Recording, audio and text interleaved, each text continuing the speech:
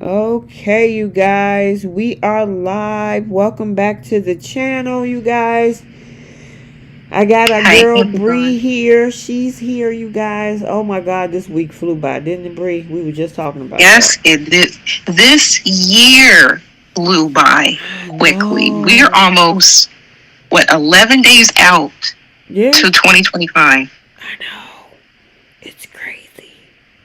Oh, goodness gracious. Yeah, it looked like we were just here. Cause didn't we do a lot? We did some stuff last year.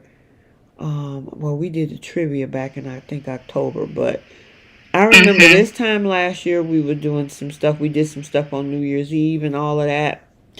And now we're right back here again. 300 I and know. some odd days later.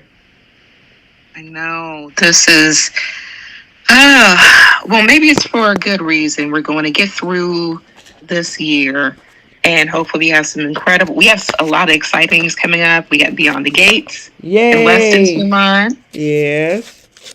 And hopefully they're going to wrap up this Sharon storyline by Sharon. Girl, please do.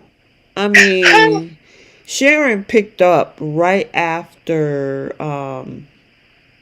the whole situation, Ashley DID story ended in the spring, and by I think May or June is when Sharon started having issues, and then they brought in the Heather's drama and Faith, and who is that? Oh, Keish.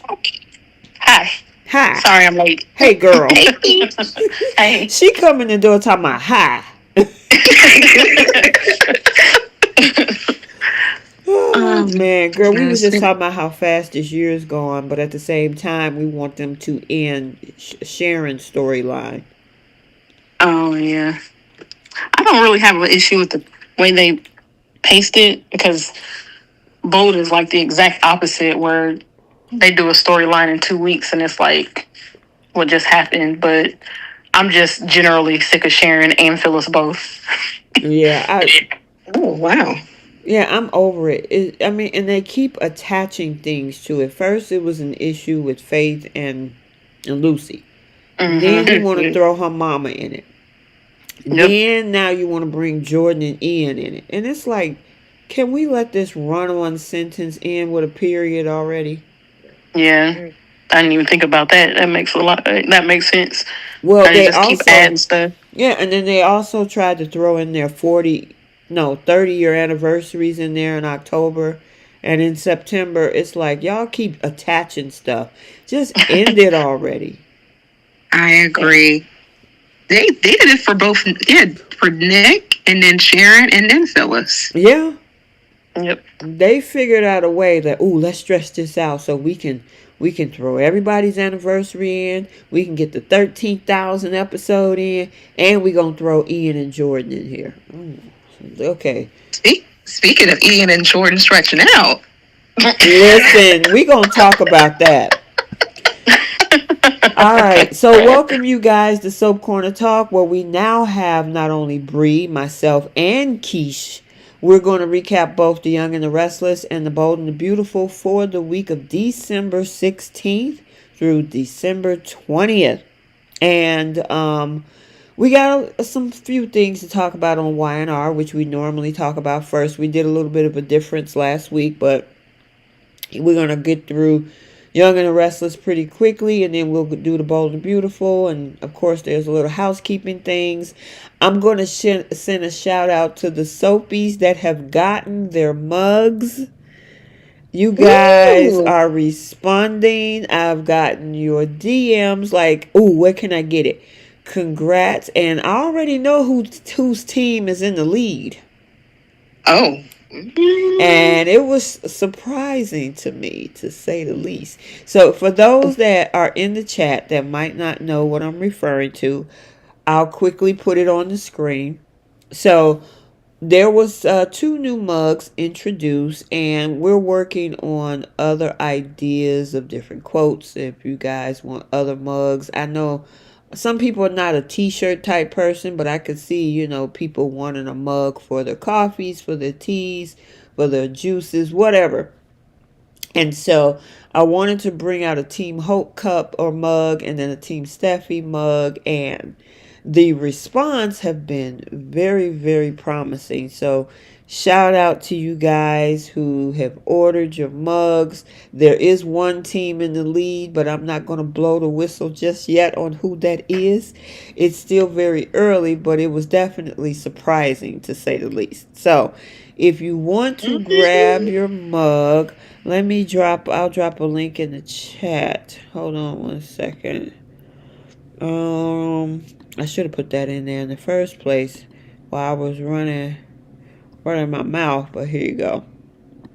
So I'll drop the links in the chat if you guys, and I'll bring it up again in the midway point as well, but look like you guys were having a good time with that, and I think it showed up as a link. Maybe not.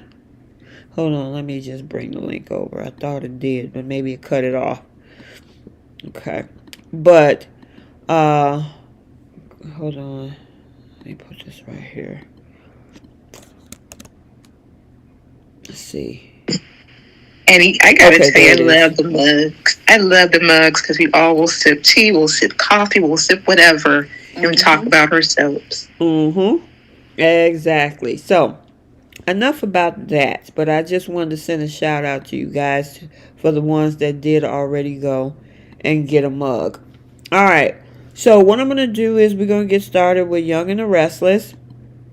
Also, make sure you're hitting that like button if you're not subscribed, because last week we had close to 200 people in this chat, which was huge for us, which that means that the channel is growing by leaps and bounds. So make sure you are following. Bold and the Beautiful has been running strong on this channel. I still have my small group of Y&R people, but Bold, you guys come out in droves for Bold, and I really appreciate that. So thank you so much. All right, y'all ready for Y&R? I'm ready. All right. So I'm going to do a summary of this past week, and then we'll go ahead and we will break it all down. All right. So for my screen flipped. Oh dang, what happened to that? Okay, give me 1 second. Okay, here we go.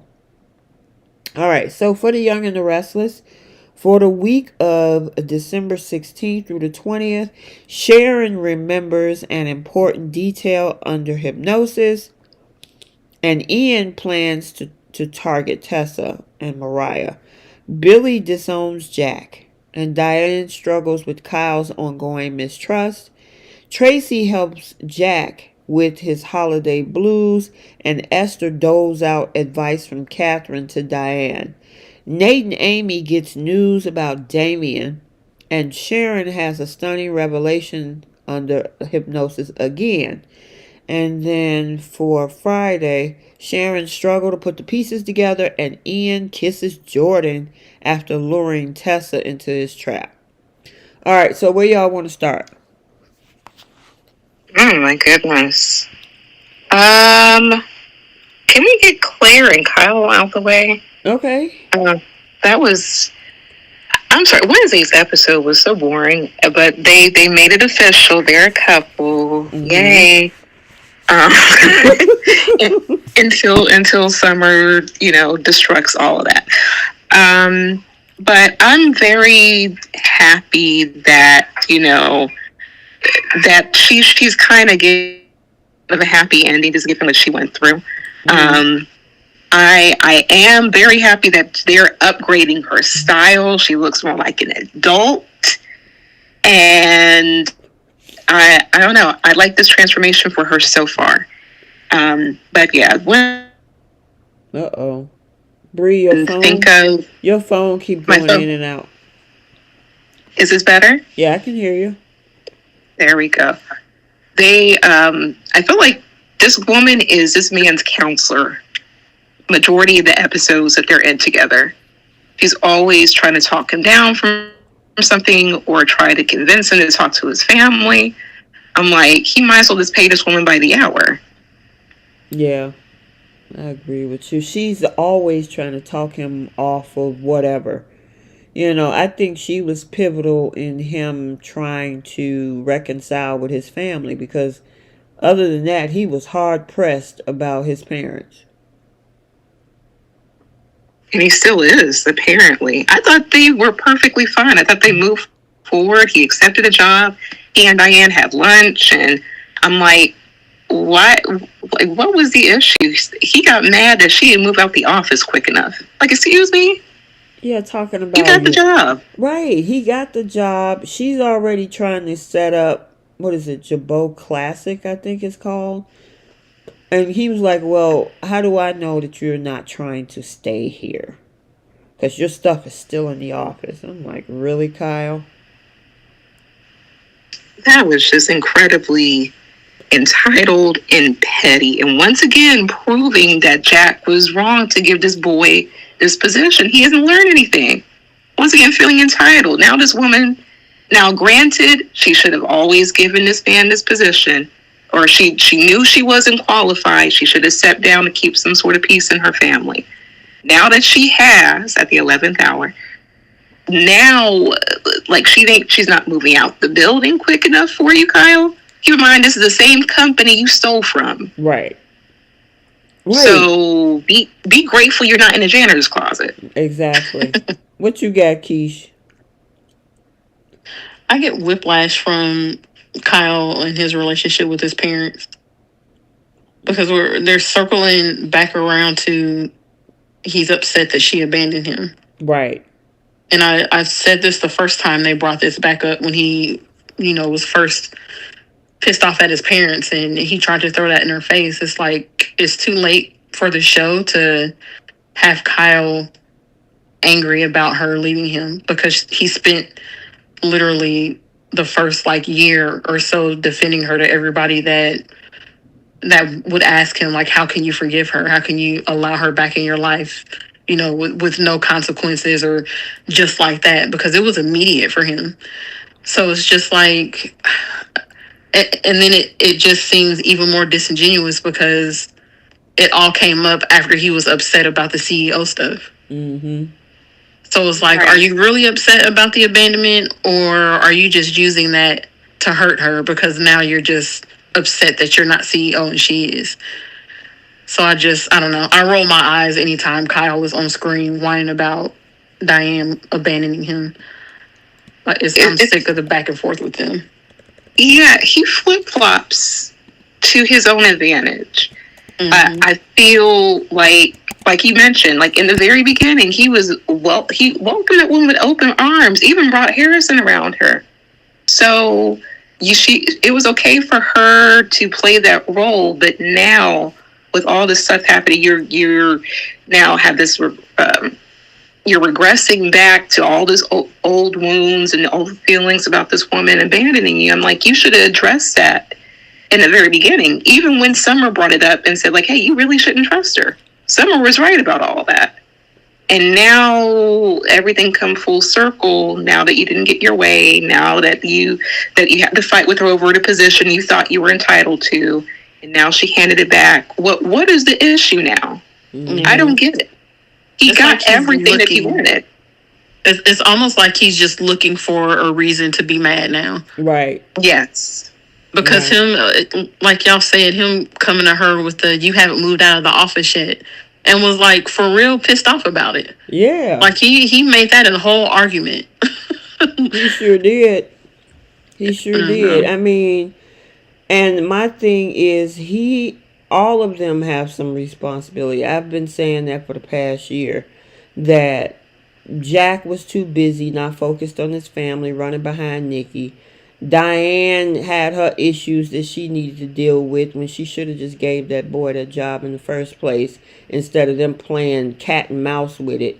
And then Kyle goes over to the enemy, work for somebody that hate his father, steal from his family's company, and then you got the nerve to be walking around mad at them all the time. Mm-hmm.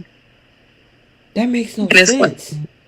Like And then you got Claire trying to help mediate, trying to counsel him. And this is the one she went through something.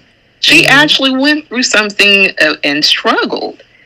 And this boy, he has always had things handed at his feet. Regardless if Diane was in his life or not. And on top of that, like you would think that he would be happy with the fact that they, for one, still forgave him for stealing for the company, but still was gracious enough to allow him to work at that said company. And now he's catching a whole attitude about her not moving out of the building quick enough. He would be behind a dumpster. If it were me, if I were Jack, he'd be behind a dumpster, and then he can work his way up.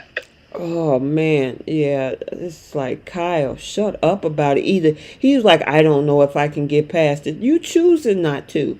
Right. They're not doing anything to you. They are begging and pleading, and Diane is shedding crocodile tears and moping, and I don't know if I could get past it. This because you choosing not to.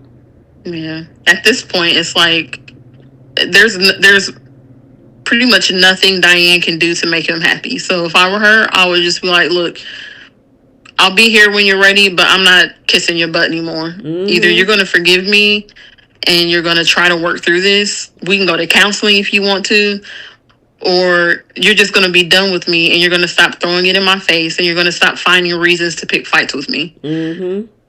I agree. And I also think it's time for that boy to move out that house. He made all this effort to have Claire pick out like China patterns and everything for this man. Go ahead and grow up and move out the house. I think them having some space could be beneficial to them. But this man he's fully grown, and it feels like he hasn't grown up a bit at all. And I feel like Billy kind of hit some points. I feel like Billy should have had Kyle's position until Kyle was able to prove himself. But it is what it is. We gotta talk about him too, because I don't know that whole situation. Jack, and him. It's like Billy was just trying to be mad at something, right? Just like Phyllis, Just like Phyllis, they both do the same thing. They just look for reasons to be mad. Well, he had a reason to be mad at the fact that he lost his job, and it was because his mother assisted with that.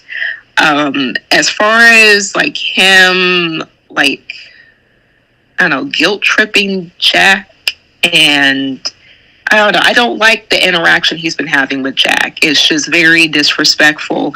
And at the same token, I don't like the fact whenever Jack says, hell, we can try to find a space for you over at Jabot. In all honesty, I feel he should have had Kyle's position until Kyle was able to prove himself. And plus I would have kept Billy out of trouble, but that's also not Jack's responsibility. It just doesn't make any sense why he wants to try to go after Victor at this point, because the man owns the company now. So what else can you do? Right.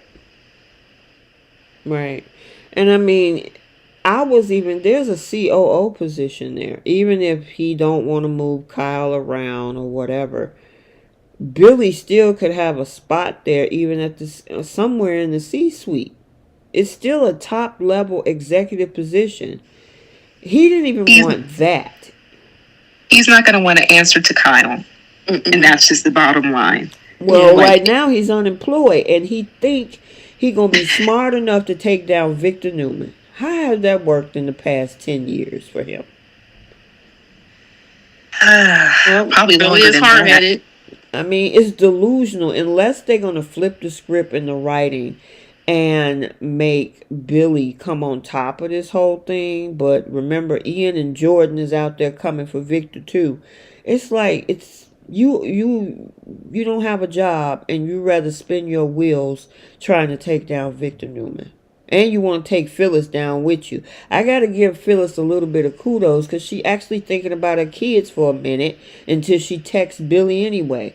Now, we didn't really get an answer on whether or not, she decided to work with Billy. Because last thing I remember her sending a text.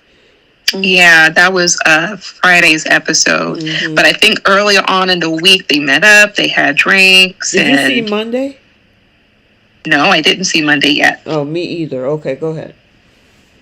But early on in the week they it feels like, I don't know if it's like they're not chem testing. Mm-hmm. They have good chemistry, but they're trying to set up like this romantic chemistry now with these two again.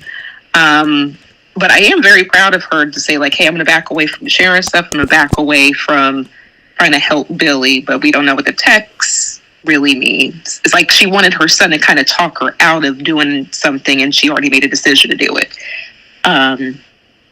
But Billy, the fact that he went to his brother and said, like, hey, I need for you to fund my crimes. Exactly. Oh, man. Yeah, because he was like, yeah, I'm going to try to weaken his company, and I'm going to buy it pennies on a dollar like you undermine Victor, but I want to use your money to do it. Mm-hmm. And then threw a temper tantrum when he told him no. And then he get mad and then talking about he want to disown Jack because he didn't want to follow and go down this pathway with him. I'm going to treat you like I treat my mom. I'm done. I'm like, goodbye. Bye. Okay, I'll see you during the holidays, Billy. No problem. You done with me today? Okay, no problem. Exactly. And then he said, like, oh, this was a test. Like, I just wanted to see if you actually do it. Don't test me. Grow up a little bit. like you. It's an unfortunate situation. I understand why he went to Jack, especially after what Victor tried to pull with Jack and Kyle. Mm-hmm. I do get that. But you're asking him to fund your crimes that may or may not be successful. Once again, you're asking him to gamble with company dollars to fund a scheme that you haven't fully thought out yet. And then you get mad when he says no. Well, he always had that option to say no. Now what are you going to do? Mm-hmm. I don't know. I feel for Billy. I'm glad. I mean, I think it would be helpful if he could focus on that. But clearly she's not doing what she's supposed to do because he is full speed ahead trying to get this plan together. And now he's trying to drag Phyllis in because he knows that she's in the hole herself. Mm-hmm. And what I was saying in the group chat, it would be beneficial if he had reached out to Tucker with this plan.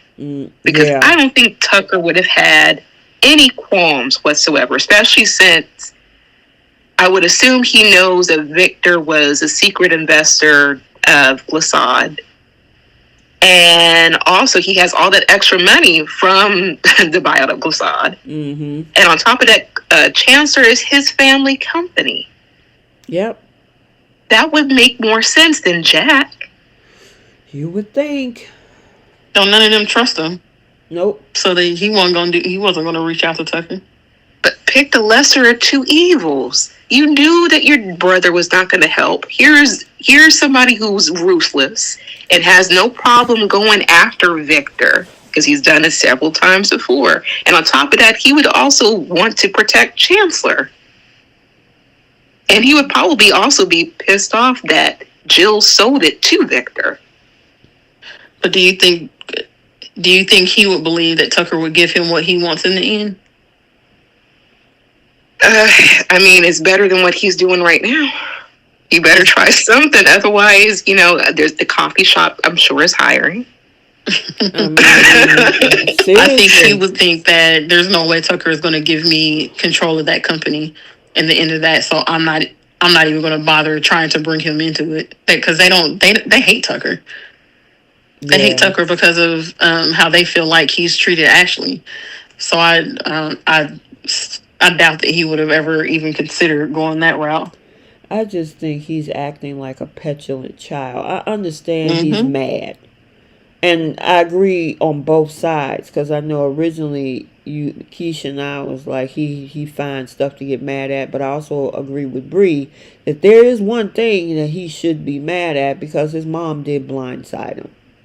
Yeah. So Oh, really? Yeah, I agree with that for sure. I was separating the stuff with his mom from his interaction with Jack this week. It was when he was talking to Jack. To me, it just felt like he was looking for a reason to be mad at him. Like he was ready for Jack to tell him no, and then he just started unleashing on him because he didn't get his way. Billy had to know somewhere in the back of his mind that Jack wasn't just going to cough up several $1,000,000 to be a part of his plan to take down Victor. Even though Victor is still coming for Jack because he said last week that he's going to destroy Jabot from within. So, oh, that's right. Yeah, so unbeknownst to Jack, as much as he thinks that he has gotten everything back in place except still trying to work on Kyle, he's a sitting duck right now. And, Jack don't know that, but Billy is just on this whole wild, impulsive daydream of saying, you know what, I'm going to try to undermine Nikki and weaken the company, and when it's weak, it's going to be cheap. And then I'm like, you do realize Chancellor is a long-standing company. And Victor had the pockets to pay Jill to get the company. And Glissade was weak. That's why they could turn it into a shell company because it was barely a new startup within under a year. So it wasn't established long enough in order to withstand an attack like what Victor did this year. But Chancellor, you're going to have to do a whole lot to weaken that company. In order for Billy to just borrow some money and buy it for pennies on the dollar. So it just doesn't make sense. Even Jack told him that. But because he didn't get what he wanted in the moment, now you want to say, well, we're done. I'm not going to classify you as my brother and all this kind of stuff, which he's being passive. He's being passive aggressive or gaslighting him because in the next week or two, he'll be right back over there with Jack. I'm serious. Because he wanted Jack to react to that disowning. That's why people do that type of stuff, because they say, well, I'm done with you. I disown you. They're hoping that you're going to do whatever it takes to keep that person in their good graces. And Jack just let him go. I'm like, okay, bye. I don't like it, but bye. Like, you my brother, bye. Like, I can understand that Jill would feel sensitive to that, but you're my brother, bye. Like, I'll see you at the Christmas party, bye. So, all right. We had a couple of little cute moments. We had the scene with Jack and Tracy where he was reminiscing about Christmases past, and he thought about Dina Mergeron and, the relationship he had with her. And then we also saw Daniel trying to make Christmas, a good thing for everybody in his family after losing Heather. And first Lucy wasn't with it, and then she kind of came around. So I thought those two moments was, they were pretty touching. Yeah. Tracy is always trying to help out her siblings whenever they go into some emotional, depressing issues. Tracy got a lot of weight on her shoulders with her siblings, and she the baby. But it was a really sweet moment to see Jack and Tracy. I love the moment with the dang it, I forgot their last names, but Lucy, Daniel, and Phyllis and Summer. Like, beautiful moment. And I felt for Lucy because it's like, how do you move on from that? She felt guilty and completely understandable. But that was a sweet moment with all of them. And it's so refreshing to see Phyllis be a real grandmother. Yeah. Go ahead. Because just the transformation overall. That's why I'm hoping they were listening to us. She a grandmother for almost 20 years, and we never seen it, and it's finally refreshing to see it. Yeah, because for the better part of this year, back in early 2024, she was more of a grandmother to Harrison than her. Yep, highly agree. And they flipped it around. I think we complained enough, and they finally they finally gave us what we wanted. I know, right? And she's a full on grandma, but beautiful moment. And I feel for Daniel and Lucy. That was so sad to see, but you got to move on in the best way that you can. Right. And I was wondering. Romalotti, yep. I was wondering with that spoiler they were saying that Lucy will see her dad trying to save face, and I was like, what does that mean? Now it makes sense. And then there was the what was that other spoiler that I was about to talk about? I forgot what it was. Anyway, we got to talk about Amy and Nate, because Amy is foul. Oh, I'm so annoyed with this woman. And let me go ahead and say, yes, I know that she's dealing with cancer. She's dealing with health issues. I get that. You have not seen your boy in how many years? And first, she didn't even want to go. She was like, well, you go ahead and you tell your brother about what I told you, that you guys share the same father, and I made a whole other man raise him. That needs to come from you. Exactly. That's the part that I was saying she was foul about. Yes. And then say, oh, I'm going to wait in the hotel once you tell him all the news, and I'll see if he wants to see me. No. You need to face your own child about what happened within his life. That's not that's not for Nate to do. That is insane. Yeah, she was about to send him off to L.A. by himself. And I'm thinking to myself, like, it's bad enough, or I would say it's one thing. I'll change it. It's one thing Nate put in the legwork up to this point with the PI and trying to reach out using his resources to help her out. Now we didn't found the man, and now you want him to just run out there and tell him, oh yeah, by the way, I'm your brother. He gonna be like, who are you? Right. I found it funny how she said, like, oh, we found him. We found my son. No, you didn't do nothing. Hey, Jay. Go ahead. Hey, Jay. Oh, he's in the chat. Yeah, I thought he popped on. Mm-hmm. But yeah, you didn't do nothing. You did none of the legwork. As a matter of fact, she was visiting friends and everything all throughout Genoa City while Nate was flipping the bill, trying to find her son that she don't want to see. Right. Makes no sense. Yep. I agree. Yeah. And go ahead. The fact that he's in L.A., I thought, oh, are we getting a crossover? Is he working at Ellsworth? Do you know? You're silly. I thought about that too. I was like, that would be interesting. Go ahead, Keish.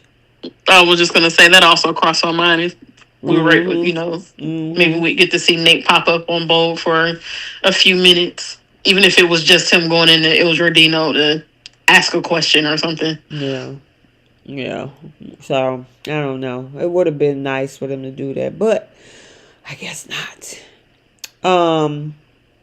Then we had Warren Masters come in trying to, and I didn't understand that spoiler about trapping Tessa, which Warren Masters was the name that Ian used when he introduced himself.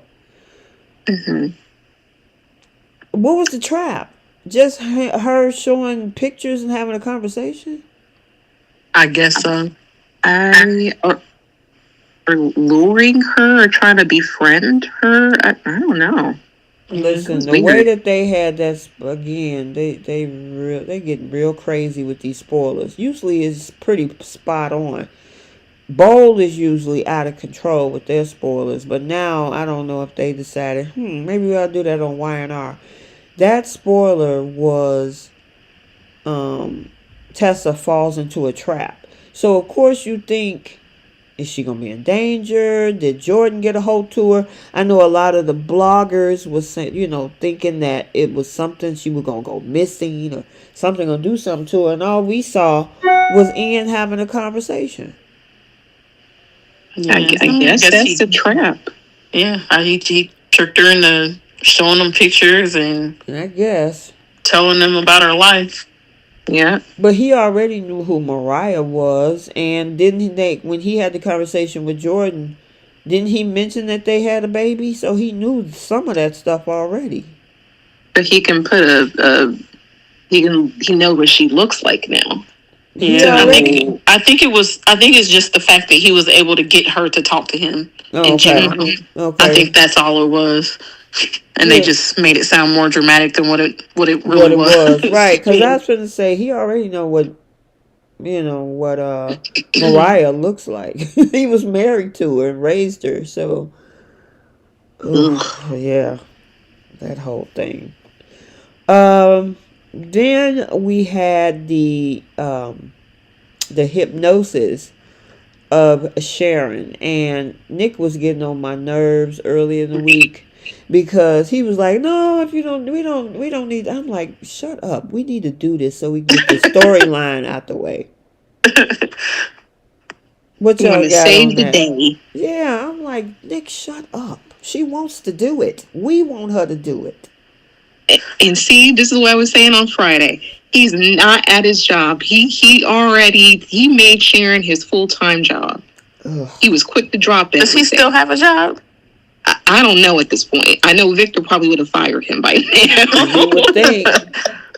I haven't seen him over at Newman in I don't know how long. Yeah, I don't remember the last time Nick was involved with anything with the company. I have no clue what his role is. Last time I seen Nick at the office was when he was going back and forth with Adam over Sharon. Because he met Michael up there. Huh? Yeah, and that was only because Victor called them up there, right? I think so. Yeah, to talk to them about, what was it? I think it was he was telling him about his plan to buy Chancellor or something. Was that in November then? It had to be. I don't remember. It's been a while. That's all they were at the Newman office when Nick and Adam had that back and forth. I think this was like the day after Adam went over to Crimson Lights and tried to comfort Sharon. He was trying to get an update on what was going on with Sharon, and Nick was in his feelings. That was a couple of weeks ago, and he has not been to work since. Yeah, I thought that was at the ranch when that happened. They did that too. One of the times they was at the ranch. I don't remember. I can't keep them straight. I can't keep track of all that. Oh man, all I know is I wanted to know what happened during that blackout, and so now we kind of got bits and pieces because the first time she still wanted to keep going, and Nick and Alan was like, nah, go get some rest. And I'm like, dang it, we gotta wait till the end of the week. Seriously, like, come on, like, let the client tell you what she needs right now. We need this as the audience. But what we did get is Heather stood all the way up. Yep. And then there was a hand on Sharon's shoulder. We don't know if it was Ian or Jordan. I think it was Jordan. You think so? Yeah. And then there were screams. So we know that person did attack Heather. But at the end of the day, this woman still committed a crime. I'm sorry. That's my thing, too. like she admitted, sorry, I was going to say she admitted in hypnosis that she went to try to poison Daniel. Exactly. And then on top of that, she woke up and she still disposed of a body and tried to frame him. They're going to blame that on her meds because her meds, they were already messing with her meds prior to that incident. So all they're going to do is they're going to blame it on the PCP. That's the most annoying part about this whole thing to me is Nick and Michael. Everybody's focused on. We knew Sharon wasn't a MURDER ER. Unaliver. Yes, an unaliver. We knew you weren't capable of that, but nobody is addressing the fact that she still got rid of Heather's body and still tried to frame Daniel. Yeah. And yes, those particular charges can be dropped, but is the whole thing going to be dropped because her medication was laced? Because she remembers clearly that she got rid of that body. Yeah, I don't know. I just think because she's a legacy character, and I know we've discussed this before, and give us some jail time or whatever, but I don't think they're gonna do this with her. They dragged this whole storyline out, and like I say, attached her anniversaries and all this other stuff to it. They might send her off to Fairview, or she go to Sedona for the retreat or something. But I don't think they're gonna charge her for that stuff. They're gonna just wrap this up and keep it moving. I don't believe she'll go to jail for it either. I think my annoyance is more with the characters around her that are just everybody is literally coddling Sharon, and I don't care about Phyllis either. She's gotten on my nerves too. I think it's just the principle behind it. Like, we know what Sharon did. We know that yes, she did not take Heather out, but she did all of that other stuff, and everybody is just pushing that aside, and she's been coddled through this entire story, and it's almost as if just because she didn't do the actual act of it, everything else she did was, oh, it's okay. She didn't actually take her out, so everything else isn't that bad. And it's like, no, the rest of that stuff is actually pretty bad because she tried to frame Daniel. Yeah, but I think that's why they threw the lace medication in there, because they had to not only free her from that part of the storyline of making her the unaliver, but they also had to give her a justification for everything else around that, which would be the PCP.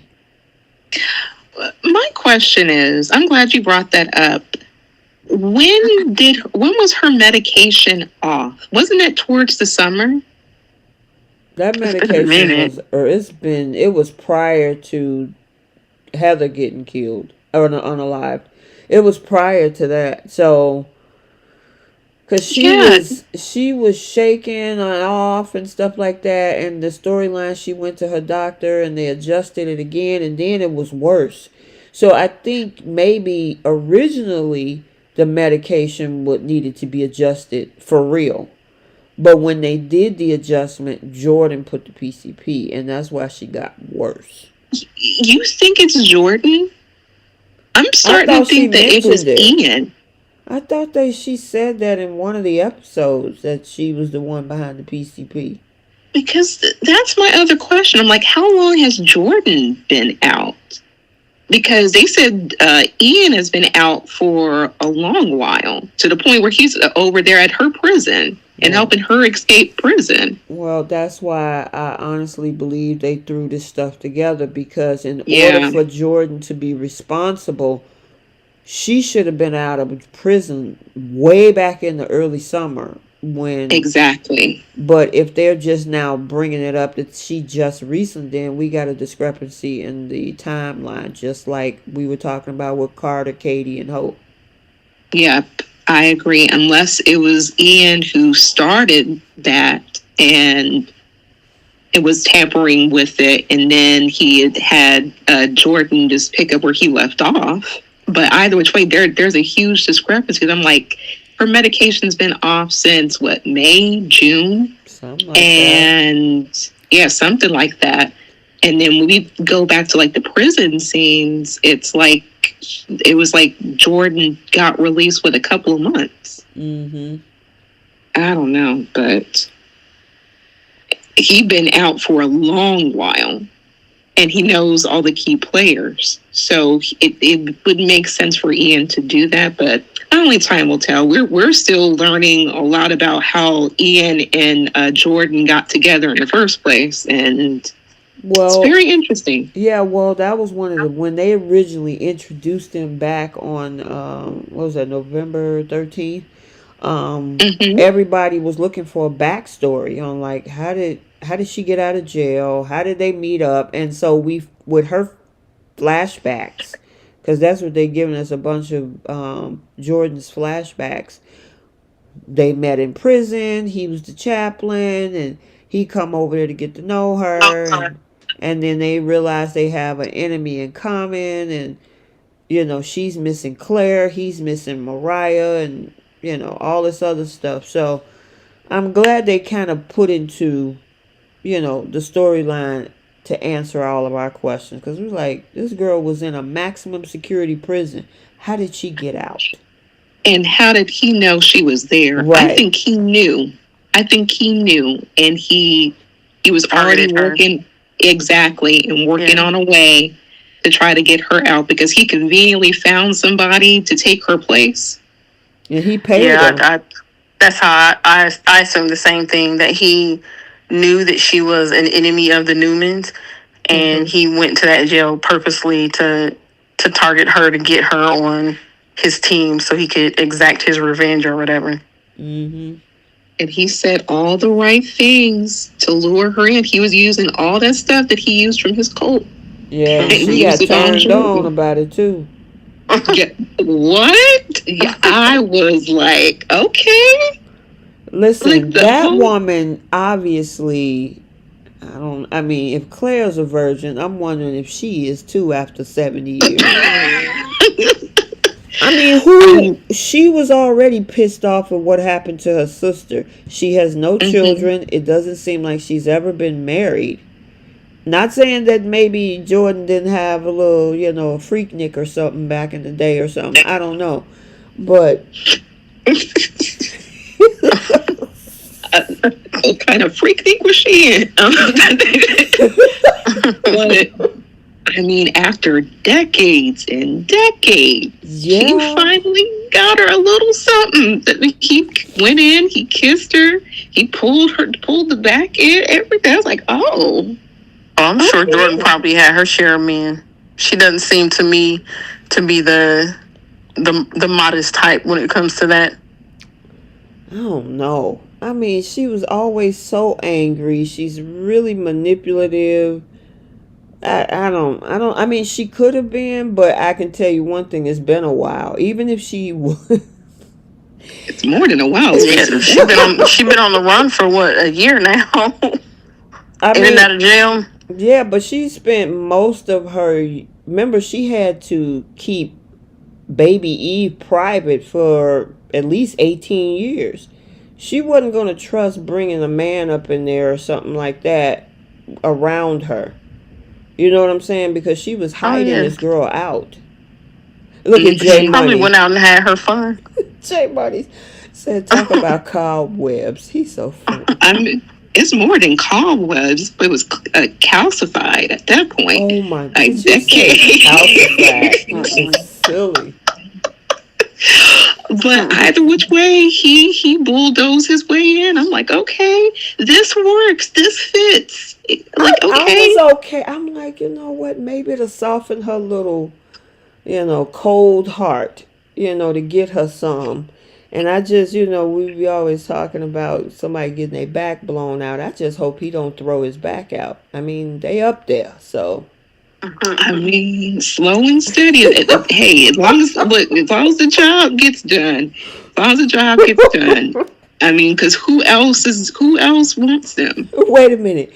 J Money said, T, Jordan was getting her freak off when little Eve was in school.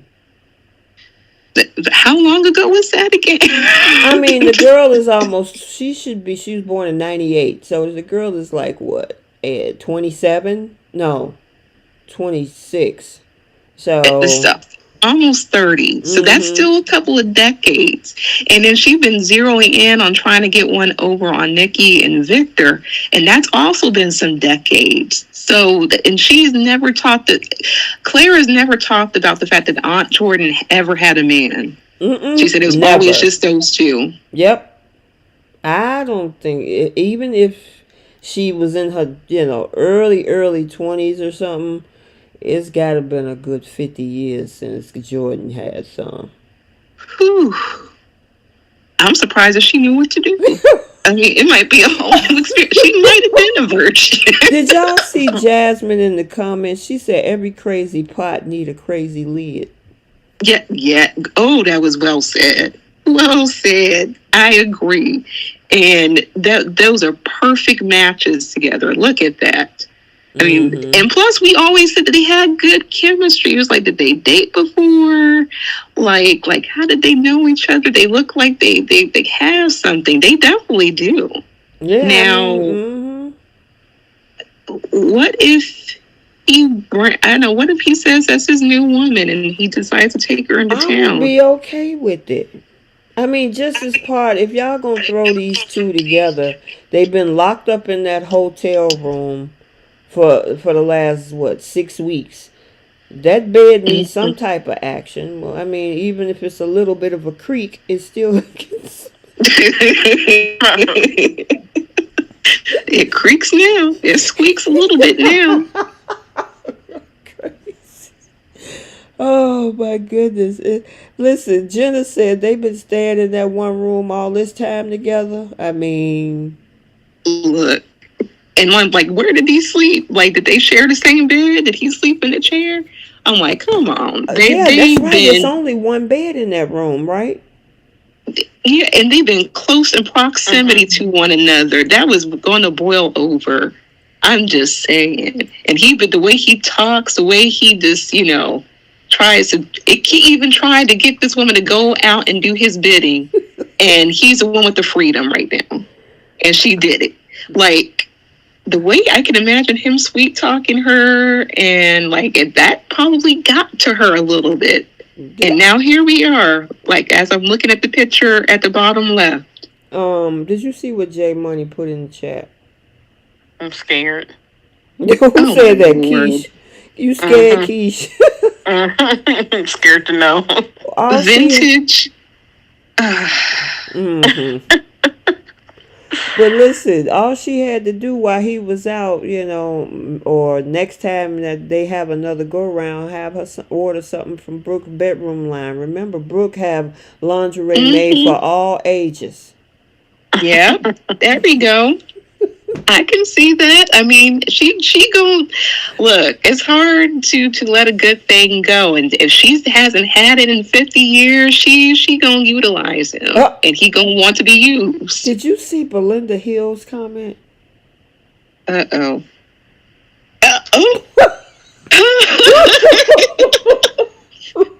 Let's say I can't. Well, put it in the group chat.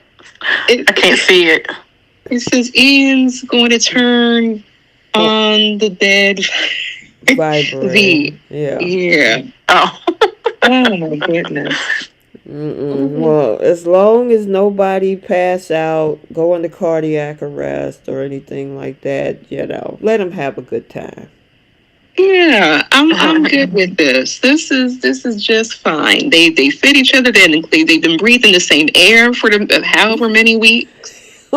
So, and he's been sweet talking to her in the prison and everything. Bree, listen, it's like I said, it's only one bed in there. Maybe they have been sleeping in bed, and Jordan been having some growing tension or something. I mean, men do have morning wood, so maybe she was like, "Well, this is different." What is that? I mean, if they're sharing the same bed, and you can't help how you sleep, they probably been cuddling, all kind of things at this point. Oh my goodness. Jasmine said, as long as nobody's pacemaker malfunction. Now, y'all are a mess. Look, they got some good exercise Wait a now. minute. This is going to be some different type of cardio work. They don't have to worry about no pregnancies, no nothing. I mean, seriously, Jay Money said, Bree, he talking to you. If she hadn't had Oh, none in 50 years or didn't take much sweet talking, it didn't take much sweet talking to get to her. All that man had to say was, listen, do you want this D or not? Oh God. look. And clearly, she was in desperation. She probably she forgot what to do. She forgot how it functions at 50 years.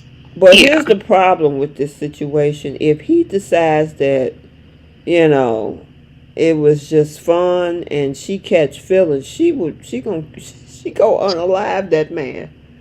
Mm-hmm. I agree. So he Hmm. better watch out. Oh, Because if he sweet Belinda. talks another woman. Belinda said, get the Lysol because it's going to be stinking up in there. Y'all need to cut it out in the chat. Okay, Look, enough of it. We didn't talked about Jordan and Ian long enough, but yeah, I would be interested in seeing what happens with those two. So, I'm all for it. yep, why not, right? And good for Jordan. Get you some, girl. Jenna said he Okay. even charmed Tessa. Right. That's right. He got away with some words. I'm like, okay, sir. I see it. I mean, he used it for bad at one point, but I see how he got the girls. I see that now.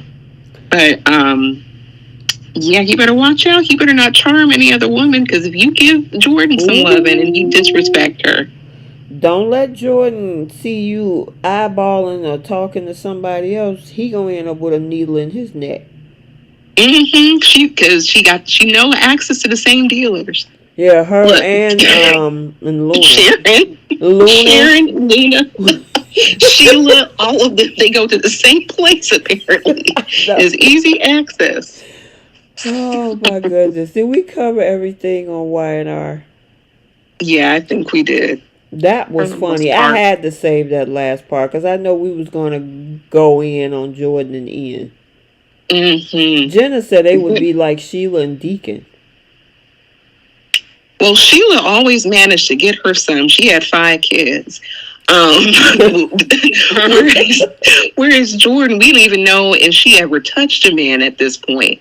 But now that we know that she did, I'm like, okay, she needed this. This was a prescription that she needed, without question. Yep, definitely. So she about to get that shot of vitamin D and about to get sprung. So. Because you know that the way she was looking at that man and thinking about how they connected, oh yeah, she catching feelings.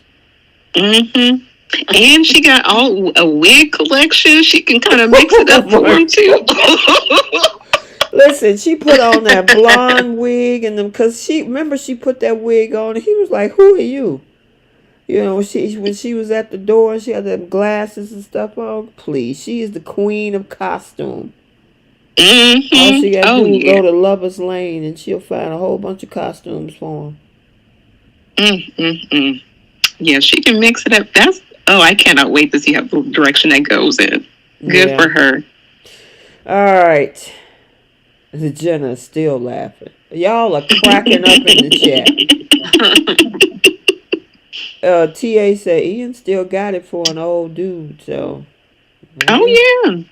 He got away with his words. I'm like, okay, he probably needed it too. Keish, you've been kind of quiet on this whole thing. What you got to say?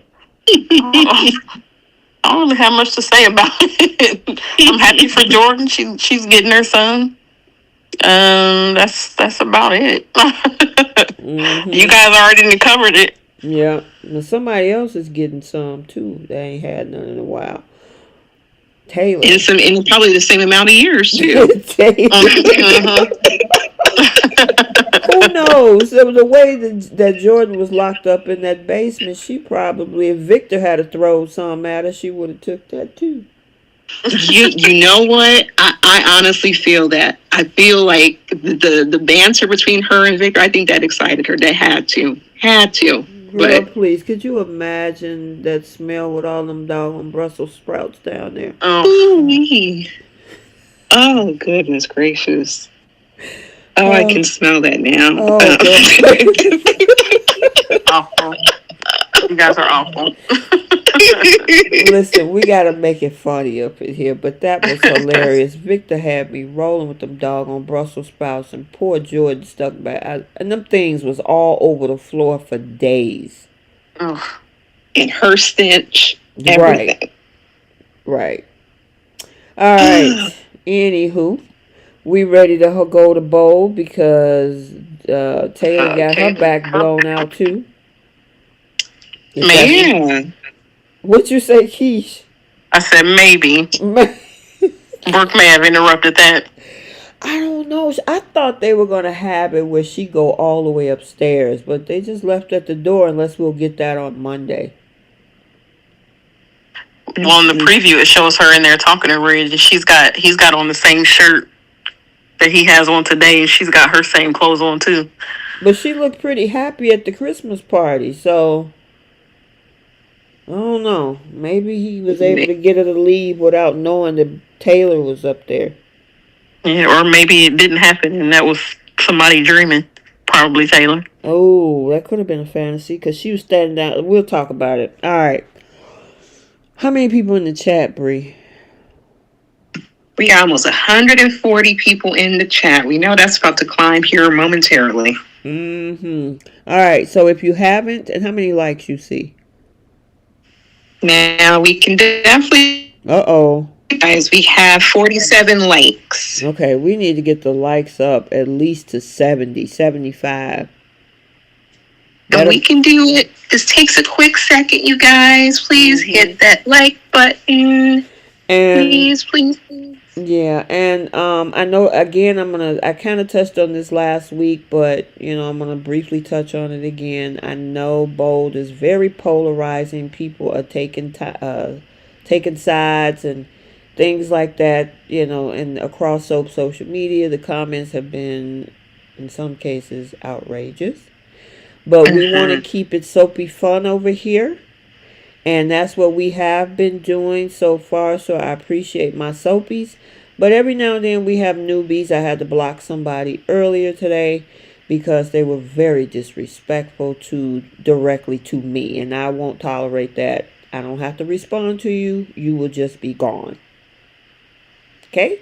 Okay. So, yeah, I want to make sure it's also a good environment for all of you guys to socialize in and have conversations and comments and talk about the soap. So let's just keep it soapy fun. Also, we were talking about teams earlier. I talked about this at the beginning of the show. If you want to grab one of the Team Hope or Team Steffy mugs, I have it on the screen. You guys have probably seen the links or seen and talked about in the recaps that was done this week. I will put it in the description box of this live. So therefore, if you choose to, you can go grab yourself a mug and we can sip on some tea, some coffee, some whatever with your favorite team mug. And there is one team in the lead right now, and one team is at 0. So there's one team in the lead and the other team is at 0. So yeah, we need to talk about that in the group chat. we will. And I don't want to pit the teams against each other or anything, but I just wanted to mention that part, and I won't say who. So, yeah, very interesting stuff. I was pretty shocked. All right, so enough of that business. Let's go ahead and I'm going to do the summary for Bold for this past week. Hold on one second. All right, Bold and Beautiful. Okay, so for the week of the 16th through the 20th for Bold, as Taylor welcomed Ridge with open arms, Katie gets an unexpected shock. Carter chooses a CEO, and Brooke and Katie fires Electra. Will reels as a sobbing Electra shares her bad news, and Carter asks Brooke to be his CEO. Ridge is upset from a shocking announcement, and Brooke confides in Zende, and Ridge make love to Taylor as an unsuspecting Brooke arrives at the Forrester mansion. That's what they're saying, they made love. Huh? So they're saying they made love. Yeah, I mean... All right.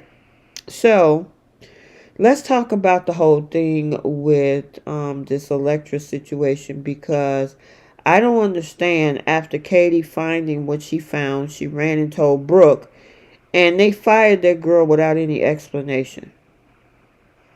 But they were second thought to it either. No. Nope. She was begging, her and Ivy was begging to find out, why are you doing this? What happened? And they was just making up lame excuses. Yeah, and I didn't understand why. Why would you not show her that picture and tell her why you're firing her? I didn't get that. Right. Like, what are you hiding it for?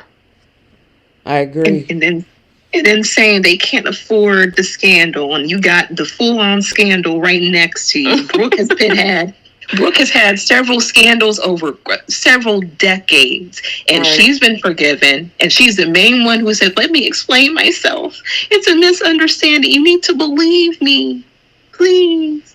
And what it seems like is that picture obviously is not on social media, because she would have known by now, or Will would have seen it by now, or anyone else would have seen it by now. So it seems as if that picture was sent directly to Katie. In an email, wasn't it? Yeah. Yeah. Mm-hmm. And she didn't question it. She said it came from an anonymous person. So you're not even going to look into seeing who sent that? I mean, granted, like, okay, forget the employee part. You know that she's a Forrester, and this is violating her privacy. You're just assuming that she's just salacious and putting this stuff out there. No, honey, that's your sister. Yeah, because what did Brooke say? I thought she was a good girl. I'm like, and Katie was like, apparently she's not. Over a picture? Right. Given Brooke's history. Yeah, and then the pictures that they showed us on Remy's screen was her in like little lingerie or something. And granted, he shouldn't be doing that, but I don't know. It was just it wasn't cohesive as part of a storyline, because the way they made it look like as if the girl was actually in the buff, right? Yeah. Mm-hmm. But when you look at the pictures that was on Remy's screen, they were like bikini lingerie types or something. Yeah, I wonder if they threw that little that little scenario in there where they fire Electra, because maybe later it's going to be used to say, you know, you guys were upset about Hope being fired, which there were reasons for it, or there were reasons for her line being cut, and then you turn around and do this to Electra with no explanation whatsoever. It's almost as if the show was doing something that they knew was a glaring, like, this was bad, the way that they did that. Mm-hmm. It was like they were being super obvious about it for a reason, to make them look like hypocrites, because that was just stupid. Right. And they were the same one saying about Hope, well, you didn't let Hope explain herself. Like, you didn't hear the whole story. You're not trying to understand her. Okay, you won't give this girl an opportunity at all. Yeah. And that wasn't even true where Hope was concerned. There's literally, you can go back and watch that video and that episode, and Steffy asked her, I think 3 or 4 times, who was it for then? And every time Hope would stand there and not say anything, which it's her right to do. If she didn't want to say anything, she didn't have to. But that was the result of her keeping her mouth shut. Mm-hmm. So they can't even say with validity that she wasn't given an opportunity to explain. And even after she left that day, if she wanted to come back and say, you know what, I was afraid to say anything because of, I didn't want you to have this certain perception of Carter, but that's who it was for. And she never did. She didn't want to. Mm-hmm. Exactly. And you know what's sad about this is, like, I felt for that girl, and it's not even her own fault. Like, she has this weird weirdo, this disgusting guy just doing this to her. Mm-hmm. And you would think that her being a woman, Katie being a woman, you know, she would at least share that with her. And, you know, if this is a guy who's out there just doing this to her, you don't even let this girl be able to file a lawsuit, you know, and try to do an investigation, anything. Now, granted, Electra should have said something to more than just Ivy. Mm-hmm. When Ridge and Steffy were still in office, she should at least told Steffy, just so they can have a heads up. Because that's really unfair for her to get fired for something like that. And you're not even going to at least help this girl out. Like, this is incredibly disturbing. If it was Hope, if it was any of the other Logans, they would have gave them the benefit of the doubt. Yeah, my thought on that, going back to what you were saying, Bree, about it being sent in the email. Katie knew that didn't come directly from her, which could have been because what you do in the privacy of your own relationship, you know, you do have men and women doing photos or videos in the buff, right? But if an ex is, in this case, we know it's Remy, but who's to say it's not an ex that was releasing or leaking personal photos of somebody that they were in a relationship with? There is no way they should have judged the way that they did without asking her, can you explain this? I agree. And just the fact that, like, Brooke didn't even want to give her the benefit of the doubt. Of all people. I thought she was a good girl. I'm like, the fact that they just that was just mind-boggling to me. And since when is Katie HR saying that, oh yeah, she needs to go, she needs to be fired? You're PR. Stick with your job. Yeah, they didn't even tell, because even when Brooke went across the hall to break the news that they were cutting her loose, she didn't even explain it to Carter. Yep. Yeah, Carter was just like, I trust your judgment. Right. Good leadership. That's a whole other thing. It was like literally within seconds of Katie showing her that picture, Brooke was like, she's got to go. Right. All the pictures and stuff. I think Jenna just dropped something in the chat about her falling out of an elevator in black lingerie or something.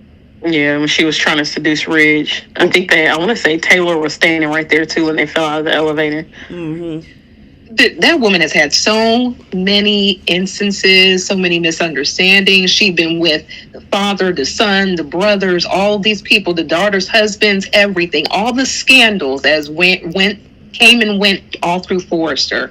And she's not going to give this girl the benefit of the doubt. Mm-hmm. Yep. That is crazy. Talking about, I thought she was a good girl. Well, I guess she isn't. What? Both of y'all need to stop it. Right. Like, sit down. I think the thing that also frustrated me was Ivy not pushing harder on, you need to give us a reason. You can't just say she's not a good fit for the company.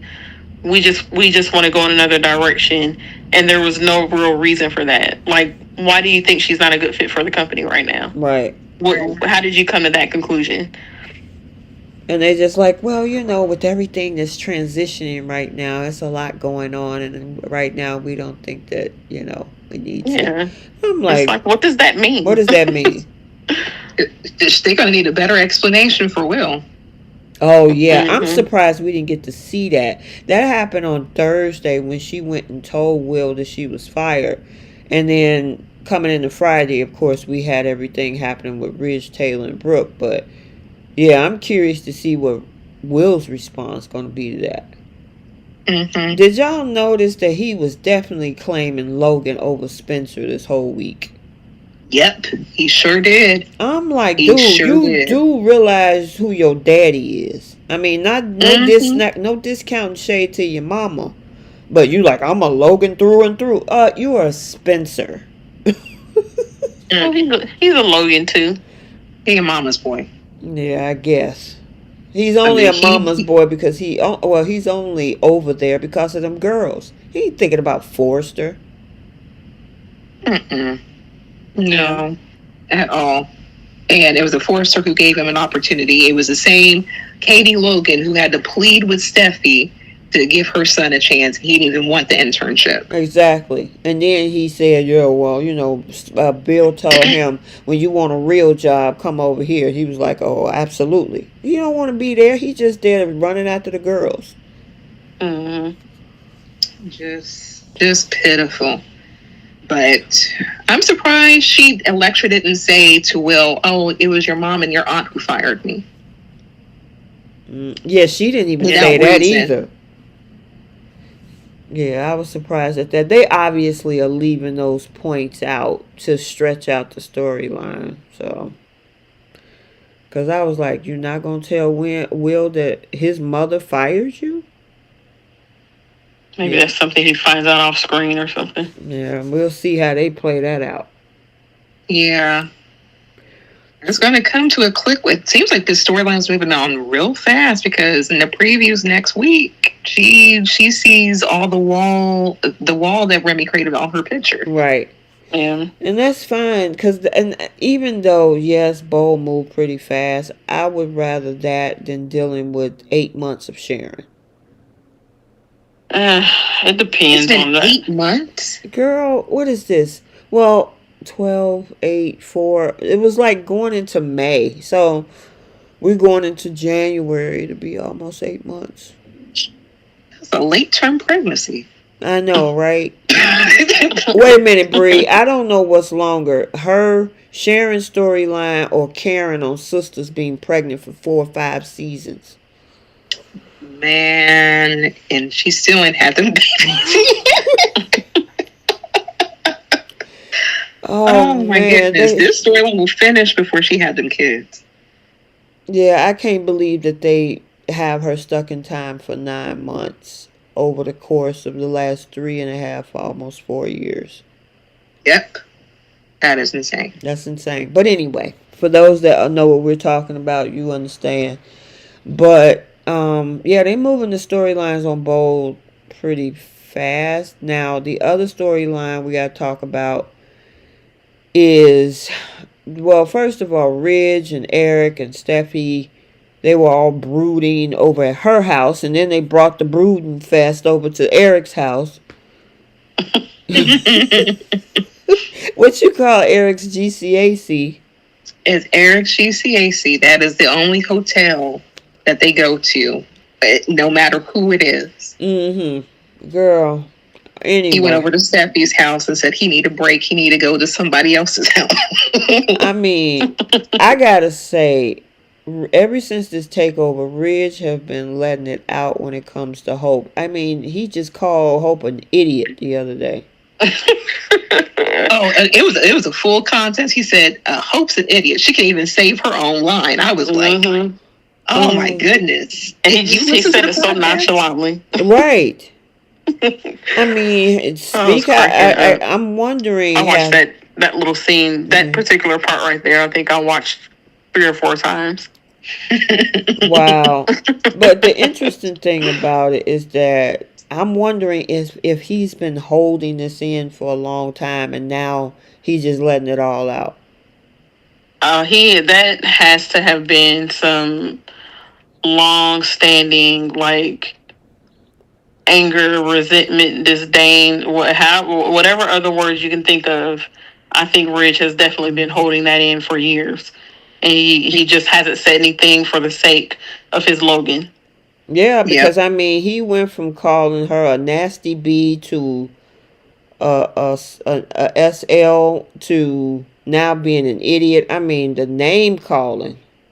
He's a worthless SL. Right. Like he putting all these extra adjectives over everything. I'm like, wow. I think idiot was probably my favorite.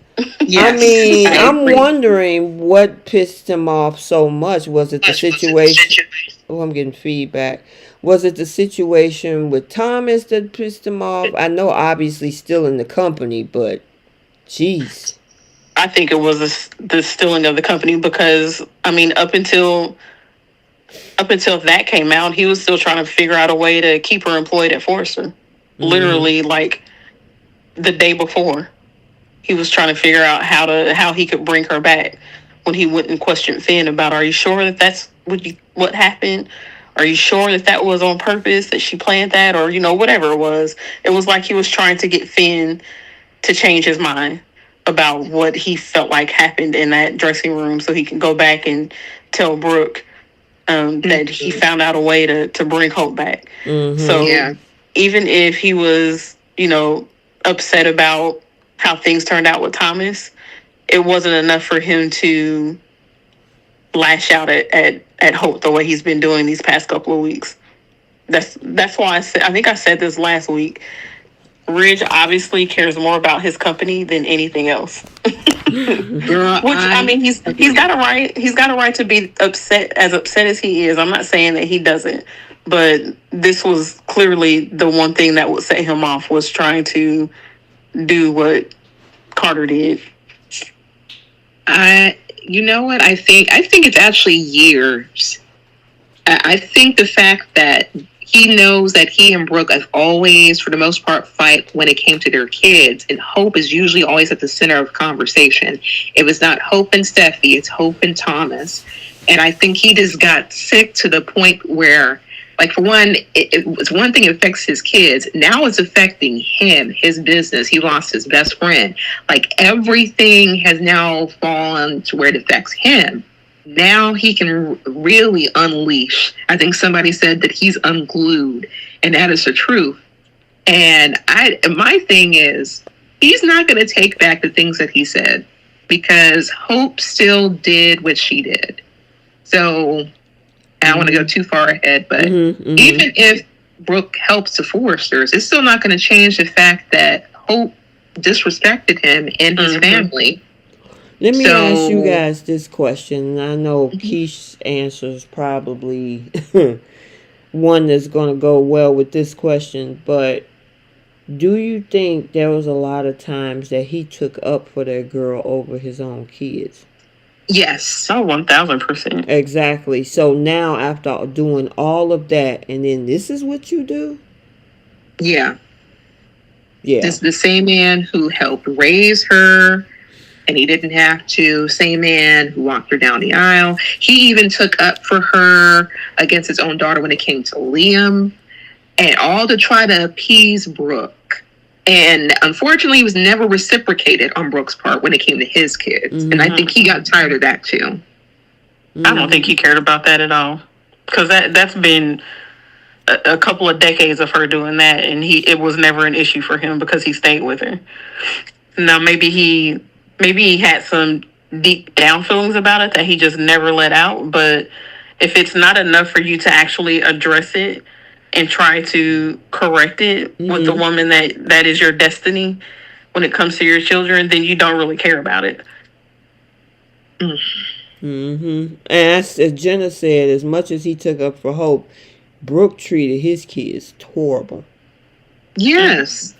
And for her to be crying and say, like, I can't deal with the name calling. The things that you said about Steffy, the things you said about Thomas, and you had no problem getting in their face, saying whatever. You did that for years. Right. This is the one time Ridge was able to speak up and get whatever he felt off of his chest, and you don't like it. You don't like a taste of your own medicine. Yeah, and I won't even say that there aren't times where she was justified in her anger towards Thomas or towards Steffy, but she, I feel like, always took it a step too far with just how hateful she would be towards them. The only time I feel like she was truly justified in her anger was the whole baby Beth crap that happened, that they threw Thomas under the bus for.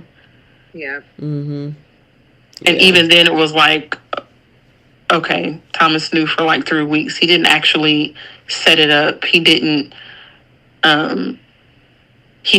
wasn't the one that actually took Beth. He wasn't the one that sold Beth. He wasn't the one that planned this. He just found out at the tail end and he didn't say anything. Yeah, He was he kept the wrong. secret. Mm-hmm. Yeah, he was wrong for keeping the secret, but she was more forgiving to Flo, who actually had a part in it, who actually took money for the whole thing, who helped plant. Like, none of that would have been able to happen without her. Yeah, Thomas got a lot of blame for that whole situation, not only on the show, but all with the fans too. Mm-hmm. You know, when And it's he all he did was keep the secret. Yeah, everybody was okay with Flo. I think, with the exception of maybe Hope, they had everybody else on canvas being buddy buddy with her for the most part. Yep, I even agree. Liam. Yep. Even when Wyatt and Flo got together, he was perfectly fine with her being his sister-in-law. Right. Mm-hmm.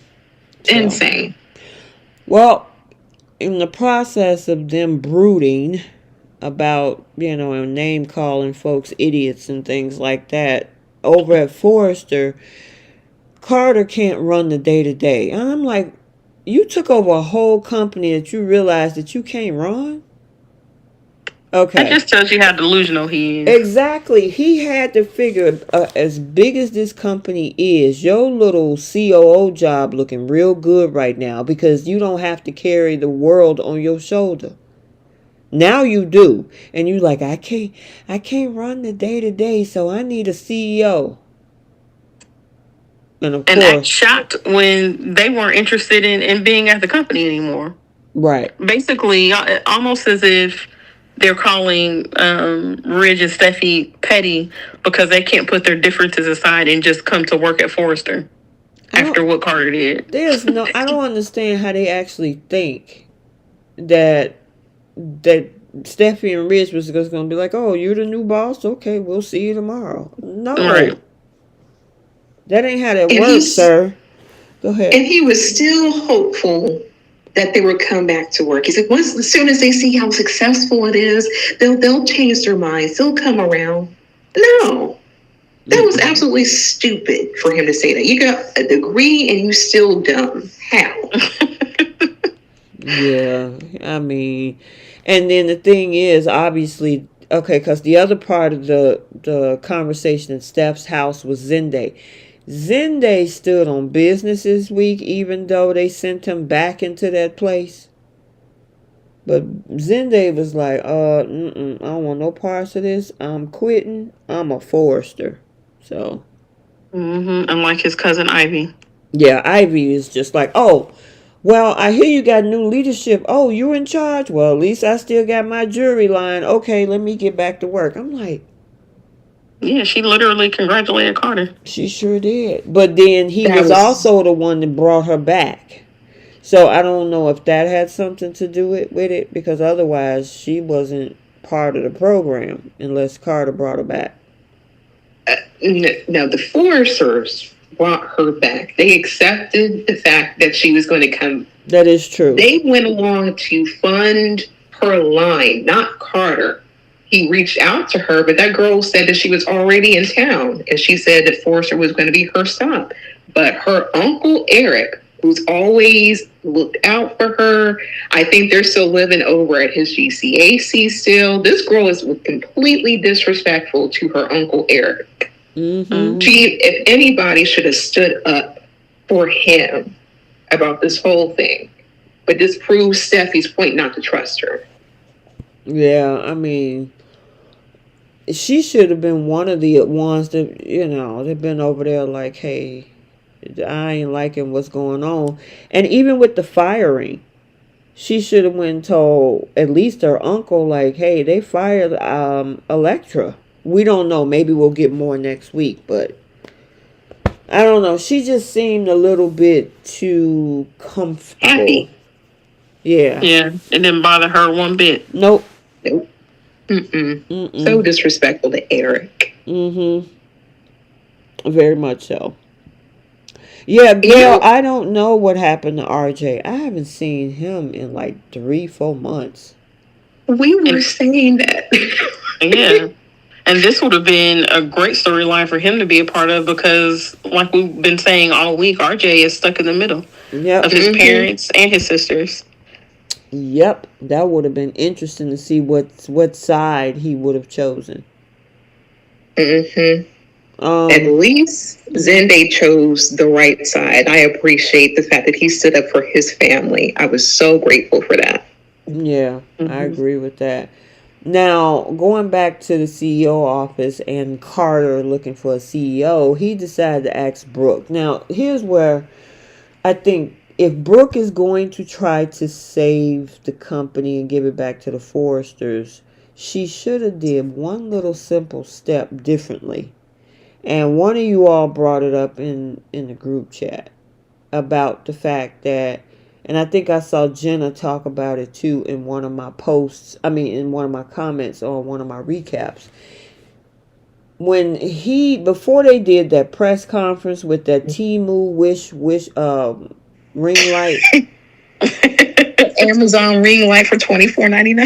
Exactly. Listen, I got one that's sitting right across from me. In that corner. And I'm like, dang, that thing looks just like the one I got from Amazon. Mm-hmm. I'm thinking like y'all are supposed to have the biggest PR team and y'all pull up that ring light. Anyway. They had Zende do it. And they had Zende pull up the ring light. I'm like, don't y'all got like a whole camera set up? You know, like when Victor or somebody do a press conference, they have a podium. They have people standing around and, nice microphone. Y'all pull up a ring light and a cell phone for, okay. No shade to the ring lights and cell phones because I got one. But still, we talking about Forrester. But anyway, I think Brooke should have, before she accepted it, instead of sending a text message, she should have called Ridge. Mm-hmm. Right. And the text message didn't even say what she it was had about. To tell you. Just I have something to tell you. That was extremely goofy for her to get on camera and announce that she was going to be CEO before she spoke to Ridge.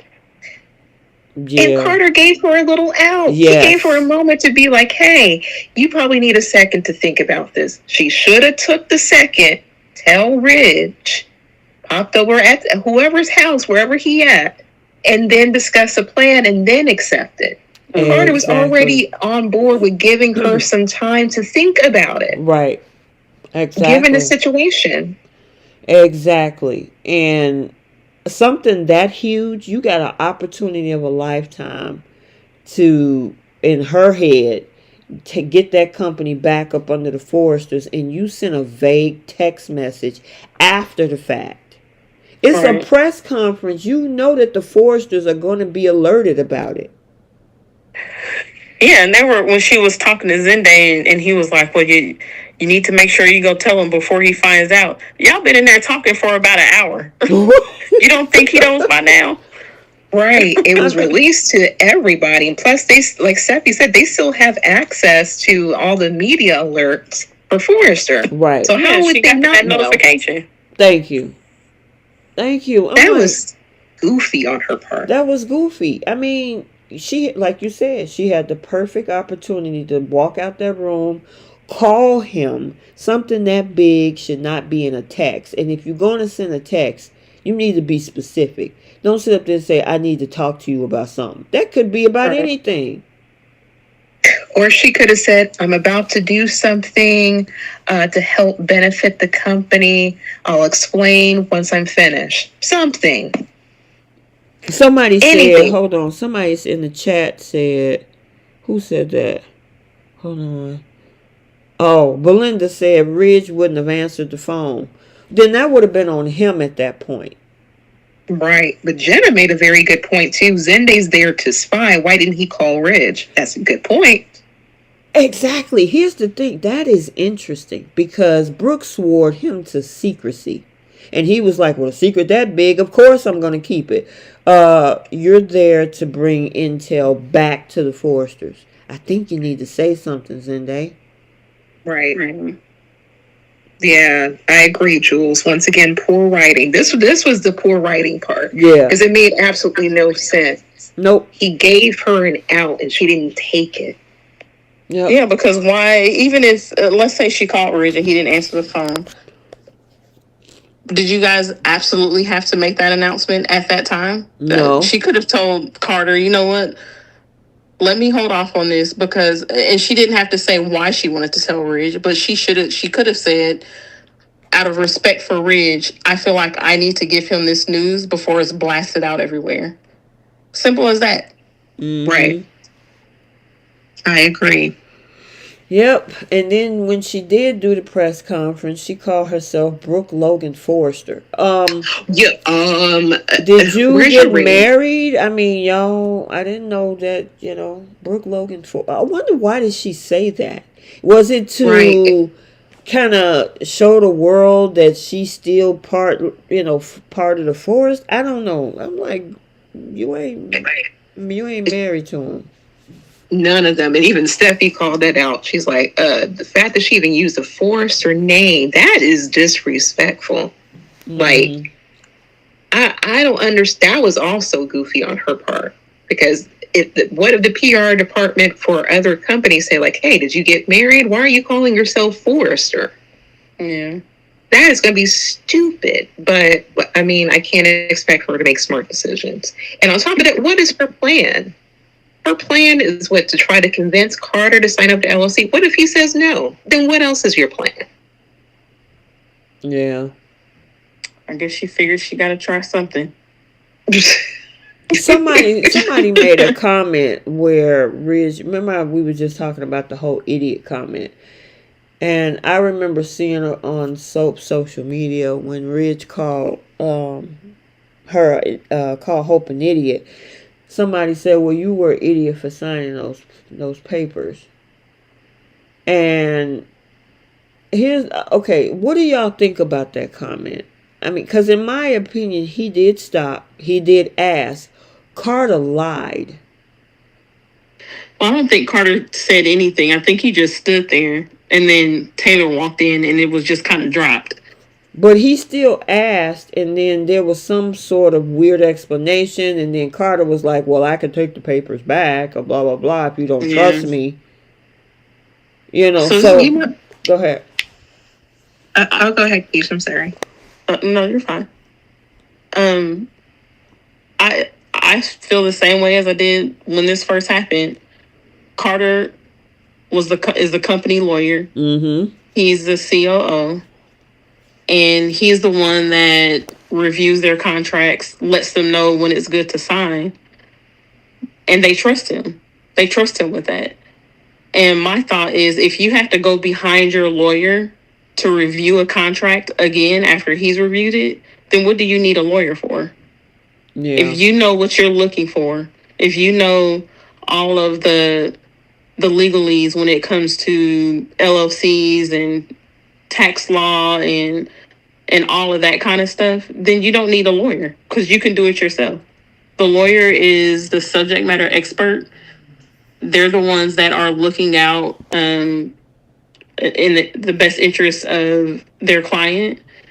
And if my lawyer reviews a contract and tells me it's good and says it just needs your signature, I'm going to sign it and trust that they're being honest with me.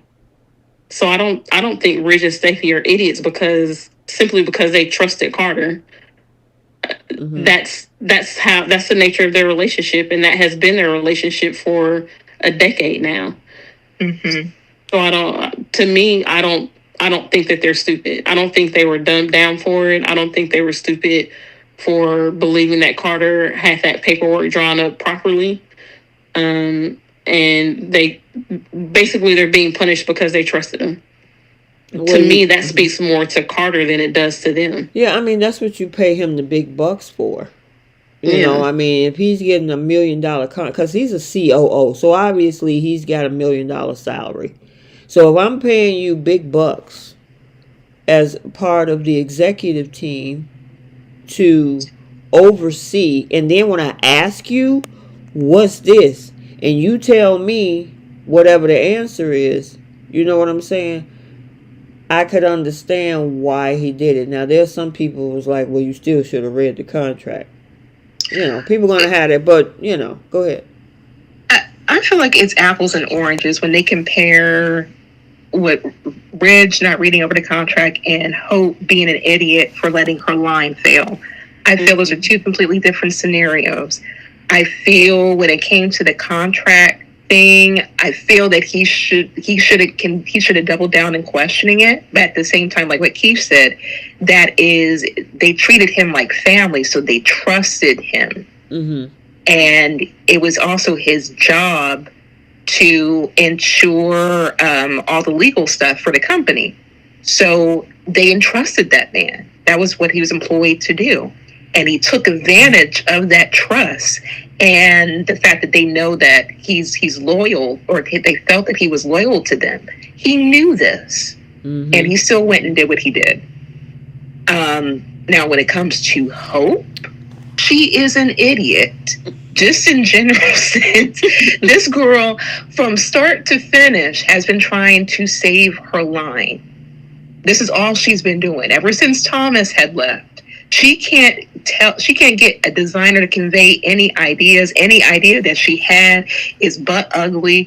She hasn't done anything to try to help or revive her line, even simple as telling the truth. She would have still had hope for the future. It would have still been struggling, but she lost her job on her own accord by being stupid. It's plain and simple. But for 4 quarters, she's done nothing to benefit her own line. Nothing. She was too busy trying to get one over on Steffy when it came to Finn. She crying to anyone who can hear about Thomas leaving. And now she still, with all the designers who has helped work on that girl's line, none of them can even depict or paint or draw anything in regards to her vision, because she doesn't have one. That is her own fault. It is. I don't understand why she wanted to save it so badly. What, so it can fail again? Having all the money in the backing is not going to continue to save her line if she's the visionary. Yeah. And she still doesn't know what her vision is. Yeah, the interesting thing is about under this leadership is that already is so many holes. I mean, they're not even communicating to them what happened with Electra. He can't run a whole company. He took over a company that he can't even run. They're trying to bring back a line that, like you just described, is bleeding money out of another line and not making any money on its own. And now you want to put thousands of dollars, millions of dollars into all these luxury items. You really don't have a designer, because yes, Zende is there, but who's designing couture? In Brooke's bedroom. Right. I mean, Zende could, I guess, continuously try to work on Hope for the Future, but who's working on the other 2 biggest lines that this company has? They can't. They can't. The only line they can really put money behind is Hope for the Future. That's why they keep talking about, oh, we're going to revive this line. That's all they can do, because they can't, because just like Rich keeps saying, like, they don't know fashion. Mm-hmm. They don't know the visionary for couture or for Brooke's bedroom, because they came from Eric and Ridge. Mm-hmm. At the end of the day, without them, all they have is just great ideas. Right. So, I mean, and the sad part is, although Zende is going there to be the spy, but he was also one of the lead designers for Hope for the Future, and it was failing. Mm-hmm. So what is it going to continue to do? It's going to continue to fail. It's just you're going to put more money behind it. But the buyers don't even want to buy it. No one's looking for this girl on social media. So you're reviving a line that is as good as a fossil. Yep. That's what blows my mind is he said that he's putting full funding into Hope for the Future, when I guess before Hope for the Future operations was operating off of profits from Brooke's bedroom line. Mm-hmm. Because I remember Brooke saying to her, "Oh, don't worry, honey. You know, we've made enough money with Brooke's bedroom to cover the costs, the expenses, basically, for Hope for the Future." So, I mean, I'm assuming Brooke's bedroom has made an abundance of money with the way that they're talking. So maybe they have a good cushion. But if no one is producing for Brooke's bedroom, like you said, there's no designer anymore for the bedroom line. Mm-hmm. No designer for couture. Where's the money going to come from to fund the failing line that they're putting all the money into? Exactly. And Angela Atkinson, you are 100% correct. Thomas basically made Hope for the future. He made it the success that it is. He's always been the one to try to resuscitate it, to try to save it. Every time she had to cry and plead, don't cancel my line. Because this is not the only time that she struggled with her line.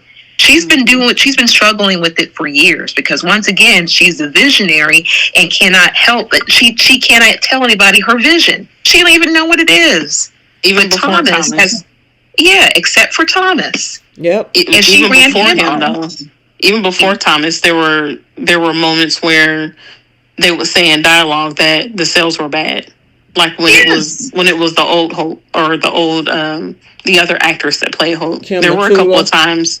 Yeah. Mm-hmm. There were a couple of times where her line was failing back then. And one of those times, Steffy was helping her try to figure out ways to boost the sales. Exactly. And I don't know if it was in the negative, but I remember Hope looking at papers and was like, man, these numbers are pretty bad. And then Steffy started talking about adding the environmental element to it. And that still didn't help anything. Mm-hmm. Her line has always just been on a struggle bus. So when Rich said she's an idiot, she is. She's had that line fresh out of high school. And this girl then had several divorces, children, all of this in between time. And you would think that after 18 years of experience with her line, she would have some sort of vision for Hope for the future. And once again, can't even do that. And she it's not even more than just losing focus. She didn't even care. She did not care about her line the entire year. Yep. Or wanted to cry about it, but did nothing to save it. Mm-hmm. But she did everything to try to convince Finn to go with her, and a girl can dream, and that we're kindred spirits and all of that. She put all that time and energy into that. Yep. So now that she's accepted the position, she pretty much told Zende what her plan was, swearing him to secrecy. Now it's time to go tell Ridge. Well, in the process of that, back over there, Eric decided to go to a meeting downtown. And I'm like, who are you meeting with? You don't have a job. I'm like, okay, maybe Eric's got some other side hustle. Or something. I thought, because I heard him say that. He was like, I gotta go. I got a meeting downtown. I'm like, with who? Unless they trying to add something to the storyline. But, Steffy was more than happy to leave her parents there alone. Mm-hmm. She gonna sit up there talking about, you want to stay? You want your mama to stay there. So anyway, she go back ranting over at Finn, and Finn looked like he was just lost in the sauce, because obviously he's focused on other things. But there was not a lot of dialogue to me in that scene with those two. Did y'all find anything interesting that stuck out to y'all?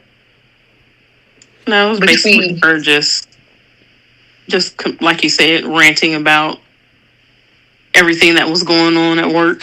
Mm-hmm. And Finn just being his supportive little hubby self. Mm-hmm. Mm-hmm. Because I think the actor's filming a movie, so I didn't expect. I was surprised to even see that scene of him. Yeah, it's a lot of soap characters filming a lot of holiday movies or doing other stuff, Mm-hmm. Like, I was surprised to see Sheila this week. Right. Because we saw that whole thing with Remy. Shoot, Sheila being boss, she was like, look, I see you over there fantasizing in your phone, but you need to get back to work, sir. I was like, okay, owner's wife? Right. Like, my husband, he don't like slackers. Look at you. I'm telling you, Deacon is good for her. He, she's being in her soft girl era right now, and I'm okay with that. I know y'all say she's boring right now because She is. but listen, we got Remy and Luna for that. We barely got Luna. That's a slow moving train, and the Oh stuff my with gosh, Remy, that's yeah. wrapping up pretty quickly. Well, we did see coming up next week that she all beat up, and I'm wondering, did something happen to her, or did she do that to herself? She probably started a fight so she could get beat up and get some sympathy. So, you know what that sound like? Thin line between love and hate. But yeah, remember that movie? She did that to herself. I know she did. Actually, to herself. I know. I can see Luna in there getting in somebody's face to provoke them to hit her. She eat up those punches. I'm like, okay. Like she does method acting to try to get out of jail and get a hold of the bill. Right. Exactly. Excuse me. Can I just say the funniest thing that was said this week was with Carter when he was offering the CEO position to Brooke, and he was like, "Well, you're the most objective person. You're the best person for this job." And I'm like, Brooke is anything but objective when it comes to her kid. Brooke she does whatever her kid wants. It was just funny to me that he called her objective and fair. Yeah. That is so funny. I'm reading a comment. Aditha Lee, I guess, responded to Jasper Williams. She says, "You're funny. Hope vision is men lusting after her while she teases them." And then I think Aletha said, "I would think that's more Steffy, though." No, that part I got to disagree with, because we actually seen several times of Hope fantasizing about Thomas and about Finn. And then when it came to Carter, she only fantasized about what he could do for her and the things that he said about regarding her line and her. Nothing about the man himself. Nothing that she physically fantasized about. Nothing. But this woman, we've seen several scenes where she fantasized. I cannot think of any scene with Steffy where she fantasized about a man in recent years. Well, I mean, yeah, they got to reach back to. You got to go back 2010. Yeah, 2010, 2011 for Steffy. Almost 15 years. I mean, a lot of that's predicated. Jacqueline took several years off. Yep. She was only. I think she was only off of the show for, totally off of the show the whole year of 14, and then she came back in recurring status. And then so she started having her babies, and then she would take off. Yeah, but that was only for a few months. It was never years. Yeah. I thought with one of her pregnancies, she was gone for a while. I think, she had, I think with the C19 stuff, I think that affected things a bit. And then she had her babies back to back. But I remember in the early 2010s, she did a little reality show, and then she filmed the Final Destination thing. So she did other projects between that time. Yeah. But even still, that was just a year. That was 2013, 2014. It was one season when she was gone. Yeah. Okay. Where they completely took her out of the credits. Okay. Well, we gotta talk about that. What happened after everybody left the GCAC over at Eric's place, as Bree called it. And there was a little bit of tension between the two of them, and then she stopped him. He walked away, said he was going upstairs to get some rest. Now, I was like, okay, Taylor, stick to your guns and go home. Because here's the problem with this whole situation. And it was something interesting that Rid said over at Steffi's house. He said, only reason why I'm here is because of the fact that Brooke didn't kick Hope out. So if if Brooke did side with him, he wouldn't have even been there. Right. So for him, obviously he's pissed off at that whole press conference and stuff. But I'm like, Taylor, I don't know if you really want to get involved. And when she got ready to walk out that door and she stopped him the first time, I'm like, okay, good move. Go ahead on. Don't leave the door open for the Waffle King. Well, that didn't last long. I was just pissed off that she was there in the first place. Like, she drove all the way out to Eric's house, literally for no reason. Like desperation out of her own pores. Like, goodness gracious, lady. Just the fact that she's like, I figured you guys might need some support, but I can go. Like, I don't have to be here. You didn't need to drive all the way out there. You could have called. Right. And she was just at Steffi's with them, right? Wasn't she at Steffi's house? Yeah. But she stayed there, though. She stayed there with Steph, right? Yeah. Exactly. And then she trying to throw herself in the mix, saying, like, I can talk to Carter if you guys want. I mean, maybe I can reason with him. What you gonna say to Carter? Right. Like, come on. Like, there was, like, I love Taylor, but just like Tyler G say, Taylor's pathetic at this point now. That is insane. And just like you were saying, T, she like, as soon as Rich went upstairs, Taylor could have just left and walked away. But I guess this woman said, like, hey, it's been a while, vulnerable. Just like Jordan, knock some cobwebs off. Even though Jordan was calcification, Taylor just has cobwebs. What? So I understand. Get them neat. Yeah, I was so annoyed when she was just standing there lingering. When he was like, "I'm gonna go up to bed, and grab that bottle of alcohol," and she's just lingering around the door. Right, and then the next thing Taylor, leave. Right, and then the next thing you know, she's standing up at Ridge's door with 2 glasses.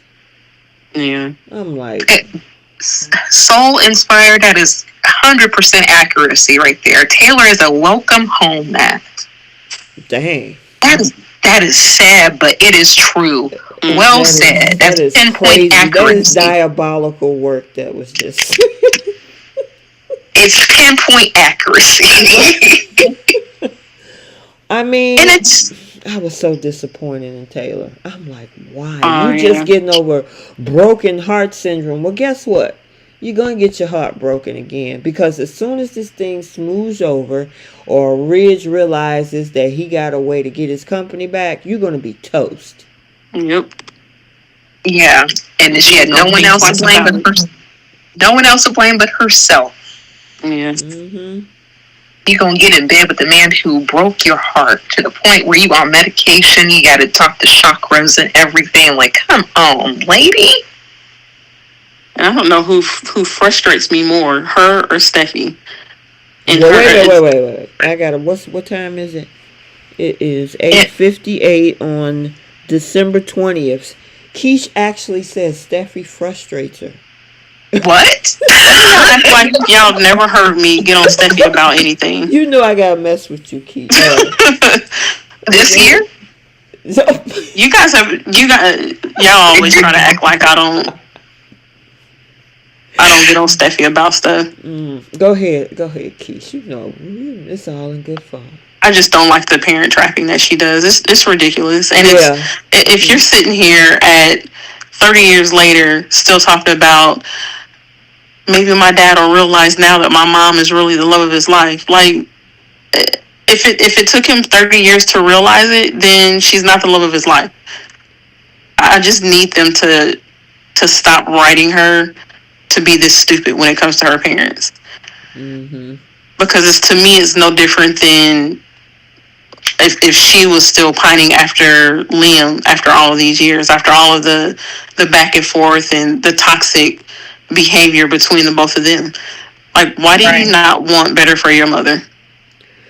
I agree, and I think that she's just too old for the parent trapping. She married, been divorced, got kids herself, So she's not naive to that as like a child would be, like Harrison or like Douglas or like Kelly and Elizabeth. Like they're the correct age to want their parents back together. I get that.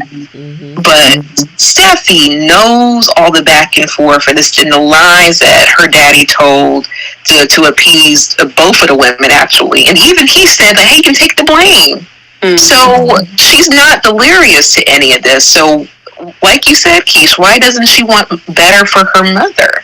Like, and the thing is, she could be with any of the other guys that's left on the show. Like, put her with Bill, put her with Justin. That would have been interesting to see.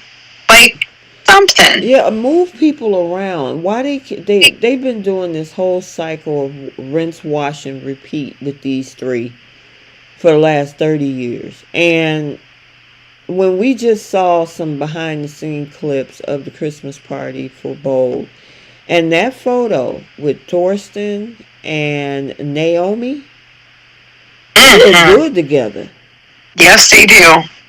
I would love to see Ridge and Lee. That was a cute look. Exactly. Why not try to break up that whole vicious, stupid cycle that they keep throwing us in with these three. And they always go around, oh, we don't need Ridge, and I can be my own woman. Brooke sung that song. And then now Taylor, she sung that song for the whole month of October. And you jump right back in the bed with the dude. And it's like, y'all got to write better than this. Give these ladies some different men. Yeah, exactly. I was hoping they would bring Jack back too, Kay, for Taylor. That would have been something, fresh, something different. But I agree. I loved seeing, like, even that scene that Lee and Rich had together. They have really cute chemistry. I like that. And plus, she needs a man. She needed a man on the show. But especially since you're not going to put her with Bill, which, okay, that's fine. But they need to mix things up. No one, and I'm seeing all that in the chat room. Like no one wants to see the same rinse and repeat. We're not interested in it. And granted, I understand that they want to take advantage of the fact that Rebecca and Thorsten, they used to work together. They have great chemistry together previously before. Now we see them in a different.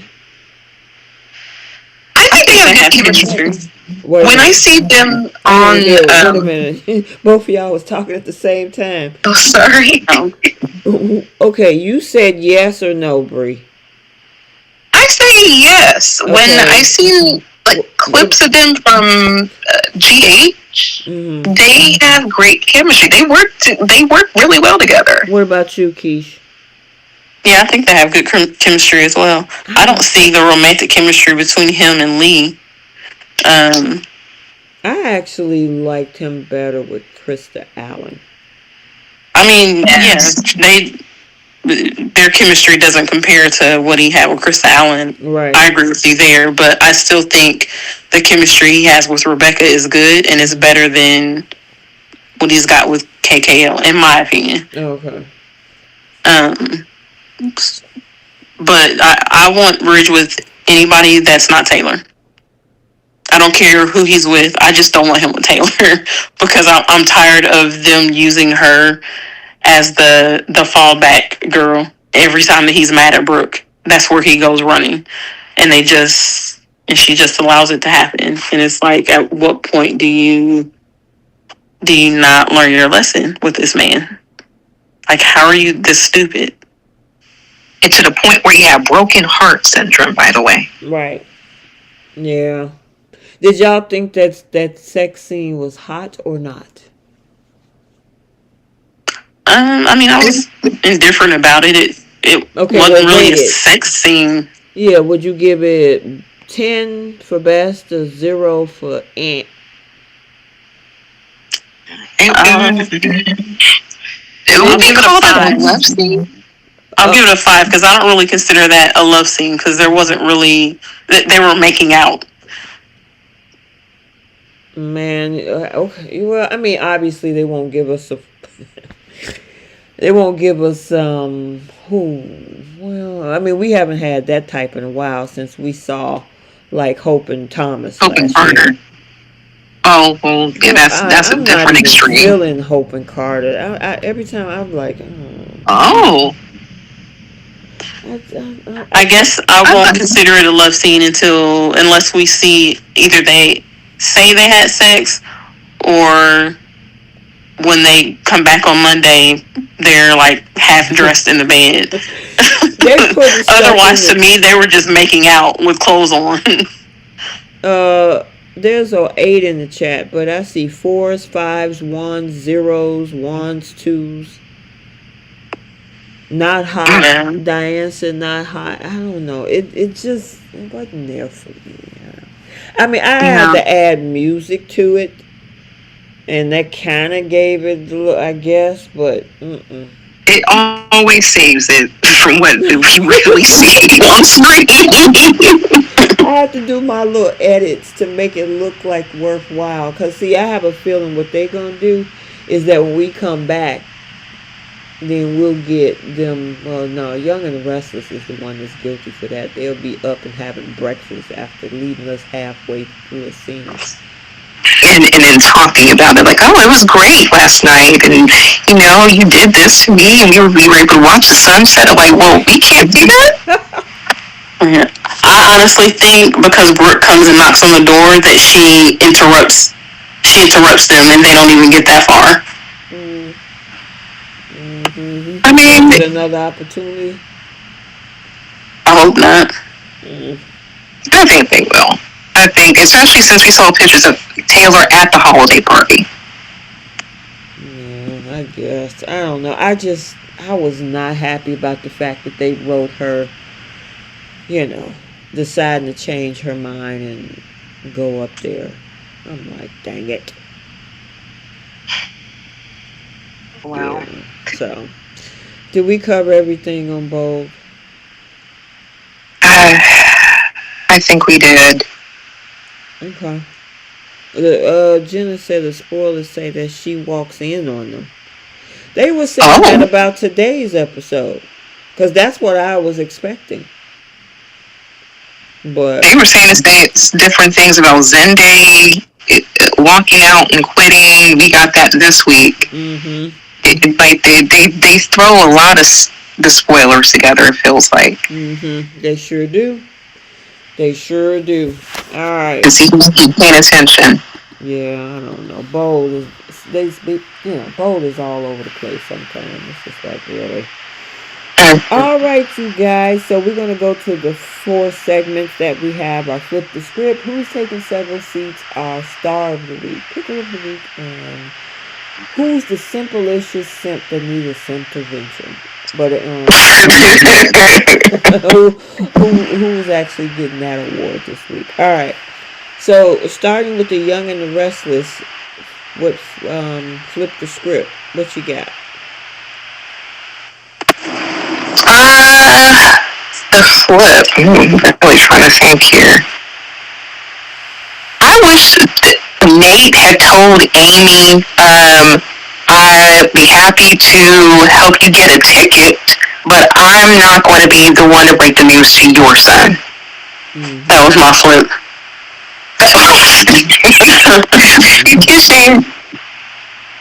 Yeah, that was the same. I was going to say the same thing. Mm-hmm. Yeah. I'll accompany you, but you got to take the lead on this. He doesn't know who I am. Mm-hmm. I'm not about to do your dirty work for you. Yeah. I don't know. I'm so caught up into this whole thing with Ian and Jordan. She should have had the whole room lit with some candles and everything. I would have loved to see Ian's reaction to that. He come up like, what is this? What are we doing? But we got that much, so I'm okay with it. What y'all got for the flip for Bold? Taylor would, if this doesn't turn out to be either a dream, if it doesn't turn out to be a dream, my flip is that Taylor just would have left or hadn't even shown up at Eric's to begin with. Mm-hmm. What you got, Bree? Mine would have been Ivy standing with her family, and also really doubling down as to why Electra got fired. and also be like, hey, Brooke, how can you judge, or how can you, just fire without any reasoning? I mean, that's the excuse that you made regarding your daughter. Yeah. My thing is to have Brooke actually take that opportunity to think about it, go have a conversation when she was offered that position by Carter. Go have a conversation instead of taking the job, send a vague text, and then show up at the house after the fact. Thinking this man never saw the press conference. You know that was going to get to him. Even if they didn't get the message, somebody in the business world might have would have called him and say, hey, what's going on? Right. So I would have rather had her talk to him before agreeing to Carter and say, listen, I got an opportunity to get that company back. Then Taylor would have actually really see where his allegiance lies when it comes to who he truly want to be with. Because I guarantee you, if Brooke had came over there before all of that shenanigans happened in that bedroom, and she said, I can get your company back. You shouldn't have to deal with this.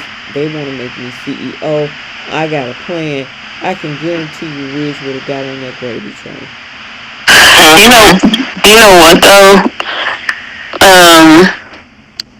She, when she was explaining her plan to Zende, she was like, she's gonna try to ensure that Carter and Hope still have a place at Forrester when she tries to give Rich his company back. And it's like, Rich wants nothing to do with him. So when he tells you, no, your daughter cannot come back and work for me, what are you gonna do? Are you gonna withhold the company from him, or are you still gonna try to get it back for him? Because are you doing this to secure your daughter's future, or are you doing this because you feel like it's the right thing to do to get the company back to its rightful owner, the control of the company back to its owners? And another thing, you don't want to be on the same property as Hope. So what is she going to do about that? Yeah. Yeah, exactly. Like, even if this is what you want to do, because she said multiple times she doesn't agree with what Carter and Hope have done. And he's like, she said that to him. And his thing is still, you need to get rid of your daughter off of your property. She needs to move out. That's why he left. It didn't have anything to do with her still agreeing that what they did was wrong. She's still making excuses for them. Yeah. Because even when she was talking to Zende, she was like, I get why Carter and Hope were upset. After Steffy fired Hope, got rid of her line, they wouldn't listen to Carter. I understand why they're mad, but what they did was wrong. And it's like, that first part of it is why you and Ridge are at odds right now. Because you are so focused on your daughter not being part of the problem or not being villainized that you're letting that take over the whole situation right now. You don't agree with what they did, then just say, I don't agree with what they did. It's wrong. We don't need the, but I don't agree, but if your daughter hadn't done X, Y, Z, then this wouldn't have happened. That's the part that gets her in hot water with him. Hey guys, in the chat they're saying that there's a lot of loud static. Are you guys able to hear us now? Is it better? I don't hear any static. I don't hear any static either. Yeah, I don't hear any static. Turn it on YouTube. Yeah, I don't know what that is. It's clear on our side. Okay.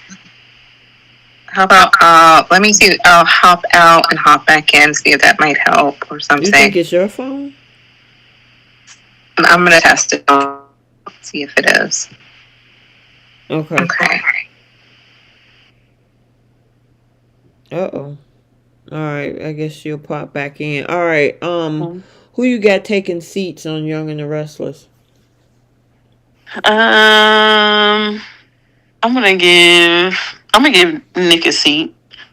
I didn't like how in today's episode, when Sharon was like, she knows for sure that there was somebody else in the room with them, and Nick is like, well, Chance didn't even continue investigating after Sharon confessed. And it's like, why would he if Sharon confessed to the unaliving? Mm-hmm. And he was like, he better listen to us when we tell him that there was somebody else in that room. And it's like, you people and you need to take our word for it, especially when it comes to a crime. Like, right. Yeah, how much sense does that make, Nick? I know, right? Who you got taking seats, Bree? I got Billy taking a seat. Like, sir, don't threaten your brother with what? Because he don't want to fund your crimes. Sit down somewhere. Yeah. I'm going to give Kyle a seat because he just walking around being a fussy pot. Yeah. All right. Who's taking a seat on Bold? Katie and Brooke. Absolutely. Over that whole thing with Electra. And Ivy can join them. Mm-hmm. Yep. That was my other thing, too. Yep. That sounds about right. Okay. That was quick and easy. And then who's the star of the week on Y&R? I got two. I'm going to give one to Esther. It was nice to see her. She actually had a really cute scene with Diane. But the actress who plays Lucy, I think she's been really knocking it out of the park with this storyline. Yeah, Lily Brooks. And this makes me wish they had the younger actor Emmy category because she and Lisa, I think, should both be in that category. Okay. Apparently, they created a young actor for daytime Emmys category. It's like in a completely different show now. I remember I just saw a post on it a couple of weeks ago. I have to find it and send it to you guys, but I don't know what the cutoff for the age is. I have a feeling it's not like if you're in your 20s that you wouldn't qualify for it, but I'll have to find it and send it to you. Okay. Okay. I'm gonna give it to Sharon Case. When she acted out that whole thing under hypnosis, she did a good job on that. They actually did an interview with her and what's the girl? Michelle Stafford, Josh Morrow, and they was talking about Michelle Stafford was talking about how Sharon Case is killing the role. So yep. Yep. She is. Well, they both are. Mm-hmm. All right, what about Star of the Week on Bold? I don't know. There's nobody that really stands out. You know what I mean? Zende. Okay, we'll give it to him. Yeah, standing by his family. Like, that was great. Good for him. And he called out Brooke before he realized what she was trying to do. I like that scene. I mean, he was going so the actor who plays Zende. Mm-hmm. Gotcha. All right. Delon DeMette, I think that's how you pronounce his name. Delon DeMette. Mm-hmm. All right. Pickle of the Week, Y&R. Kyle. Yeah, Kyle. Ew. Amy Lewis. Oh, yeah, that's a good one. That's a good one. Mm-hmm. Where you want to go see your own son. You want to deliver this important news to your own child that you haven't seen in years. Yeah. Pickle of the Week, Bold. I'm going to give that to Taylor because it's like, girl. Really? Well, she needed it, apparently. Have some self-respect. She needed it, Bree. She needed it, apparently. Shoot, her and Jordan need a little pickle in their life. My pickle is actually going to be Carter, but for a completely different reason. The fact that he kept Stephanie and Eric's picture. He got rid of all the other pictures. He kept Stephanie and Eric's picture, knowing he took the founder's company away from them. Just disrespectful. And then he put Hope and Brooke's picture on his desk. I mean, have some cojones, but like just the disrespect for keeping Eric and Stephanie's picture. Like you do not care about them at all. You completely disrespected Eric, if anybody. Right. Carter truly believes that he is doing something noble. He really does. He does not think that he's doing anything wrong. He thinks that he is saving the company with his grand idea of making it a global brand or whatever, luxury brand, whatever it is that he's trying to do. He think he's saving a company that he can't even run. Right. And that don't need to be saved. Like this idea that Forrester was in trouble. It's like, where was all this trouble the week before when you were ready to cut Hope's line? Right. Tell me about it. And of course across the board between both soaps, Simple Ward. I'm gonna have to look. Carter is not coming off that throne until this story is over for me. I agree. I mean, in a close second is still Nicholas, because that dude ain't been to work trying to keep up with at all. He pulling a Jack. Anytime Sharon calls, he's dropping everything to go be wherever she's at. Everything. At least he's not with another woman. At least he's not taken and he's doing all this. He's single, and that's his baby mama. Mean, he don't even care about his kids. Except for Faith. Christian. Right. I forgot all about Christian. Sure, we haven't seen him in a scene with Summer in forever. Yeah, get that boy back to Adam and let him be with his brother. Him and Connor. Right. You know, I don't even know why they wrote that like that. I mean, Nicholas got 1, 2, 3, 4 kids. Yeah, he got 4 kids, and it's like, why did you give that man another kid that technically belonged to Adam? Yeah. I'll never understand that. I don't understand that. I mean, and then now that Connor's in the picture, obviously they tried to pit the kids against each other way back in the day, trying to make Connor this evil kid or whatever. But we're past that now. Let that boy hang out with his brother. Yeah, I think that was the last time we saw Christian, right? When that whole little storyline was going on. Yep, and I mean, he got Johnny as his other brother on the other side, but still, you know, let Adam... They should bring that storyline back and let Adam get that boy back. I agree. Yeah. I find it interesting how Nick and Victoria got a kid from Adam and Chelsea. Yeah, exactly. And they can't even raise the young kid. That's a poorly written storyline. I never understood that. Yes, it was Nicholas in a relationship. Were they even married? Was Sage and him even married? I don't remember. I believe so. I think she was a Newman prior to her passing. But it was always known that was Adam's child. Right. And he got upset that Adam wanted to be be a father to his own child. So Nick sued him, and then he won. Right. I mean, think about that. Craziness. Huh? I said craziness. Craziness. You got a man that's saying, I want my biological child, and then my brother gonna fight me on it, and he wins. Okay. Whatever, writers. Y'all need to fix that.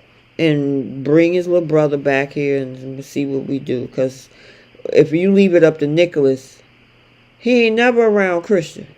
He don't even mention that boy's name. His name is just mentioned as the same way Beth's name is mentioned. Right. The same amount. Invisibeth and Invisible Christian. Yeah. All right, you guys, we're going to end it right there. And I know people in the chat have been asking me about next week, whether that will be a show. Because I got to see, first of all, when the preemptions were. So, like, for Thanksgiving, we did a show because there was no shows on Thursday and Friday. So we did a live on Wednesday. The issue is I will be out of town once again, leaving on Tuesday, not coming back till Sunday. So I might be able to pull off, well, I don't know. I might be able to pull off one a live on Sunday evening, but yeah, most of next weekend I will be out. So I'll figure out something for you guys, and I'll talk to my wonderful co-hosts to see when we can coordinate and schedule some time after, because some people are saying that there's no show on Wednesday, which is Christmas Day. But then there's some, I guess the TV guide is saying that it is. So I guess it'll come out. I gotta look at the spoilers. I haven't seen them as of yet on, what the airing schedule looked like for next week and the week after.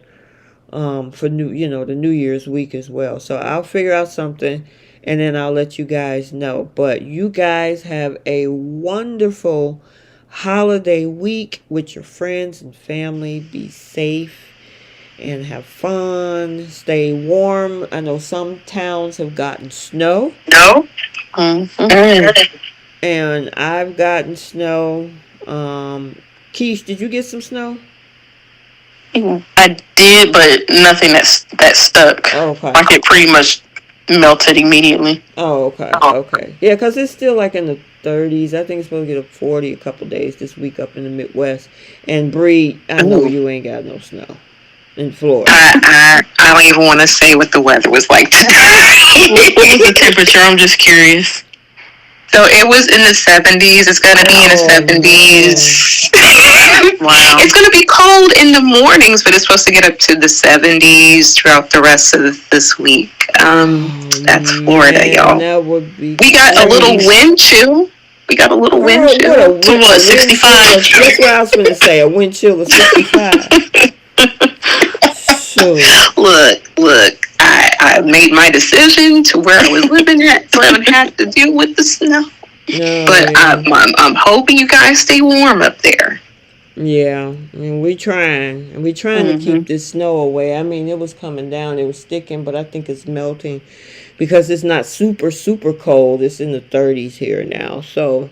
But yeah, you guys, I see all of the wishes in the chat. Yes, have safe travels for everybody who's traveling. Yes, the first day of winter. Solstice is tomorrow. And you guys be safe. Enjoy your family time. If you're not doing anything, enjoy that time off as well. I know a lot of people are taking time off from work.